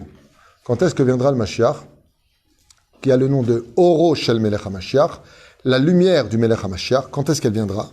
Cette lumière-là viendra le jour où on aura besoin de cette lumière. Et pour pouvoir l'acquérir, cette lumière, il faut avoir des yeux. Et pour avoir des yeux, il faut avoir un avenir dans les yeux, c'est-à-dire voir que le bien en ressortira toujours. Que des fois dans la vie, on passe par des difficultés, et que ces difficultés sont là pour nous projeter vers un bel avenir. Ce tremplin ne peut exister qu'à la condition où je vais le créer par Maïmouna. Pas par mes lèvres qui vont dire Gamzo Letova, mais par une sincérité que ce que je vis aujourd'hui est béhémet ce qu'il y a de mieux pour moi maintenant. Ça veut dire que le statut dans lequel je me trouve, Tovli ou Rali, Tovli, si tu dis Tovli béhémet mi alev, alors tout viendra chez toi. Si tu ne le fais pas, tu attendras le Az Aïnou Kecholmim. Chaval Meod. C'est pour cela que tout comme j'ai commencé en vous disant que celui qui n'est pas heureux aujourd'hui n'aura jamais de raison de l'être demain, de la même façon, la Géoula est déjà présente à Olam Abba, Ba ou Po, à la condition où je le vis déjà. Je ne vais pas attendre, Chaz Veshalom, que le Melech HaMashiach vienne me sauver de ma situation. Ça voudrait dire que Dieu ne m'a pas donné de solution. Et c'est impossible, car il n'existe aucun problème si Dieu ne t'a pas envoyé la solution avant. Donc, qui est le Mashiach de votre vie? Vous-même. C'est là-dedans que ça se passe. Vous décidez que ça ira, ça ira. Vous décidez de vous relever, vous vous relevez. Il y a des décisions à prendre, prenez Da'at Torah. Vous avez des rabbagnotes, elles ont de l'expérience, servez-vous-en, tout simplement. Oui. On ne peut pas dire Hachem Mashiach qui nous arrive en France. On ne peut plus dire ça. Tu peux le dire, mais il y a mieux à faire. C'est d'être le Mashiach de toute personne que tu pourras aider. Par exemple, je donne un exemple à ton niveau, à toi. Tu es une fille religieuse, Nachon? Très bien. Tu sais quel Kiddush Hashem, ce serait dans la rue de te voir heureuse et épanouie en tant que fille religieuse? Tu rends compte ce qui se passe aujourd'hui quand le monde de la Torah se présente avec des troncs de Tchabéav. Tu n'as pas envie d'être religieux. Le plus grand Kiddush Hashem dehors, par exemple, tu t'habilles pudique, d'accord, et tu es fier. Tu sors dehors et tu marches la tête fière. Comme j'ai à tous mes avrechim, quand vous sortez dehors avec le chapeau, soyez fiers d'être dans la Torah. Arrêtez de marcher comme des gens vaincus par une civilisation complètement débordante de débilité. Ça sert à rien. Mais la reine, quand tu vis ce que tu vis, tu sais ce que tu vaux, tu sais ce que tu es, ça se transmet dans la rue. Il n'y a pas un plus grand Kiddush Hashem, plus qu'un Dvar Torah, que de voir un religieux qui est heureux de l'être. Mais si je suis dans le doute de ma religion, si je suis dans le doute de mes questions et de mes réponses, qu'est-ce qu'on voit dehors? Eh bien, tu verras une fille dénudée qui va te dire « Ah ben moi, je préfère m'éclater que de te voir ta tronche. » Voilà où est le problème. Mais si j'étais heureux de vivre ce que je suis, que je sais que je suis dans le monde du Hémet, que si demain Dieu me prend devant lui, j'aurai pas honte parce que j'ai des bonnes réponses à lui donner, et que je le vis avec une certitude absolue, je te promets que ton reflet te suffira amplement pour être heureuse. Parce que le bonheur ne se trouve qu'en nous. Dieu nous a envoyé dans la création de chacun de nous une puce ordinateur, si tu préfères, dans lequel tout le bonheur s'y trouve. C'est nous-mêmes. Nous sommes le bonheur de la vie. Tu comprends? Là-bas se trouvent toutes les réponses. D'autres questions? Au fond, devant, côté? Alors, à quoi sert la prière? À devenir meilleur. Tu veux une réponse dure? Je ne vais pas dire à rien, parce que ce n'est pas vrai, mais on pourrait presque dire, dit le Rav Dessler, pas David Huitou, que la prière, ce serait presque un chilul Hashem à un certain degré. Pourquoi? Parce que ça voudrait dire qu'on demande à Dieu, alors que Dieu ne nous aurait pas donné ce qu'il fallait. Je ne sais pas si vous comprenez ce que je viens de dire, c'est un peu fin, je m'excuse. Le Rav Dessler, dans son Mirtav Eliyahu, il dit comme ça que la prière, en réalité, n'existe que pour créer un lien de dialogue entre l'homme et son Créateur. Mais que de demander à Dieu des choses qui nous manquent, ce serait presque un chilul Hashem dans le sens où Dieu ne saurait pas toute la vérité qu'il nous faudrait. Alors pourquoi est-ce qu'on le demande? Je vais te répondre à ton niveau, pour que tu aies quelque chose de concret dans les mains. C'est que des fois, ce qu'on doit avoir, on le doit l'avoir dans un mois, mais on le veut maintenant. La prière va accélérer le processus de recevoir aujourd'hui ce que tu aurais dû avoir dans 2 ans. Par exemple, tu pries pour un bon zévoug. Dieu, mais avec zévougim, puisqu'il y a marqué Bat Ploni les Ben Ploni. 40 jours avant que tu viennes au monde, on a déjà décidé qu'il va être ton mari. Donc, j'ai pas besoin de prier pour cela. Qu'est-ce que va faire ta prière? Au lieu de l'épouser à 23 ans, tu vas l'épouser à 20 ans grâce à ta prière. Est-ce que c'est bon? C'est sûr que... Oui, c'est bon. Si tu passes sur le repas, c'est que c'est bon. C'est après la question. Tu avez compris à quoi sert la prière? La prière, en réalité, sert à devancer les choses. Par exemple, la parnassa. Elle est fixée de Rosh Hashanah à Rosh Hashanah, mais Tishri va Tishri. Ben, ça répète ça, ok? Donc, pourquoi je prie époté à Hatiyadecha? Je n'ai pas besoin de m'inquiéter, puisqu'à Rosh Hashanah, on m'a dit ce que j'allais recevoir. Oui, on a fixé combien tu allais recevoir à l'année, de Rosh Hashanah à Rosh Hashanah. Mais Tishri va Tishri. C'est-à-dire que pendant 12 mois, tu vas crever la dalle, et à la fin, on va te dire, c'est bon, maintenant que tu es mort, prends ton oseille. Non. La prière de tous les jours va me permettre de pouvoir régulariser ma parnassa le plus tôt possible pour que je puisse l'avoir. Car la richesse d'un homme, c'est le jour où il a de l'argent, quand il en a besoin. Donc, en d'autres termes, pourquoi prier tout le temps pour sa parnassa? Réponse très simple. Parce que Dieu m'a pas dit quand est-ce qu'il allait me la donner. Il m'a dit combien il allait me donner. Mais quand j'allais l'avoir, il me l'a jamais dit. Donc, qu'est-ce que je vais faire? Papa, puisque tu as de l'argent qui est à moi chez toi, est-ce que tu peux me donner déjà 10 000 ce mois, 10 000 le mois prochain? Si vous devez prendre 120 000 shekels à l'année, la prière va te permettre de le recevoir, non pas galérer 6 mois de chômage pour avoir d'un coup un héritage de cet argent, mais de le régulariser grâce à ta prière. Mais enfin, on ne va pas lui poser la question, puisque Si. Oui. Notre bonheur, le fait qu'on soit heureux, ne dépend pas de l'extérieur. C'est-à-dire que si maintenant on prend une parnassa ou pas... On peut très bien demander la parnassa dans la joie, on n'a pas dit « Bon, avant que je me suicide, donne-moi d'oseille ». Non. Ça veut dire que... Si on s'arrête sur le fait que... On a dit tout à l'heure, ça fait attention à ce que j'ai dit, que la prière servait dans le dialogue. D'accord? Dieu veut qu'on dialogue. C'est-à-dire des fois, il va te garder ta parnassa chez lui uniquement pour que tu t'adresses à lui, pour qu'il te le donne, parce qu'il aime entendre nos prières. Le monde a été créé pour la prière. Allez, va, Adam itpalel kol hayom. C'est là. Toute la journée, le monde a été créé. Par exemple, je finis avec ça pour vous dire au revoir et vous remercier pour votre discipline. Vous êtes adorables, que Dieu vous bénisse. Et vous avez un grand mérite, Bezrat Hashem, grâce à cette étude de ce soir, de trouver le vrai bonheur sur vos chemins. J'ai oublié ce que je voulais dire. J'ai oublié. Mince. J'ai oublié, c'est pas grave, tant pis. Je vais vous dire un truc sympathique, mais ça m'a échappé.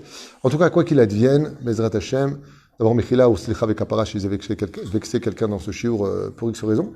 Mais quoi qu'il advienne, Bémet, prenez ce shiur avec beaucoup de sérieux, parce que en réalité, c'est la seule façon de nous en sortir dans cette génération, particulièrement difficile, hostile au monde religieux, comme vous l'avez très bien compris dehors. Mais sachez qu'on ne paye les musiciens qu'à la fin, et que si vous restez, Bezrat Hashem, dans cette situation d'attente de vos réponses et autres, alors faites-le au moins dans la joie. Parce que la joie donne envie de répondre aux gens. la joie donne envie à la Shrina de reposer sur les gens. C'est ça. Ezrat Hashem. Voilà. Le cours n'est pas fini, on pourrait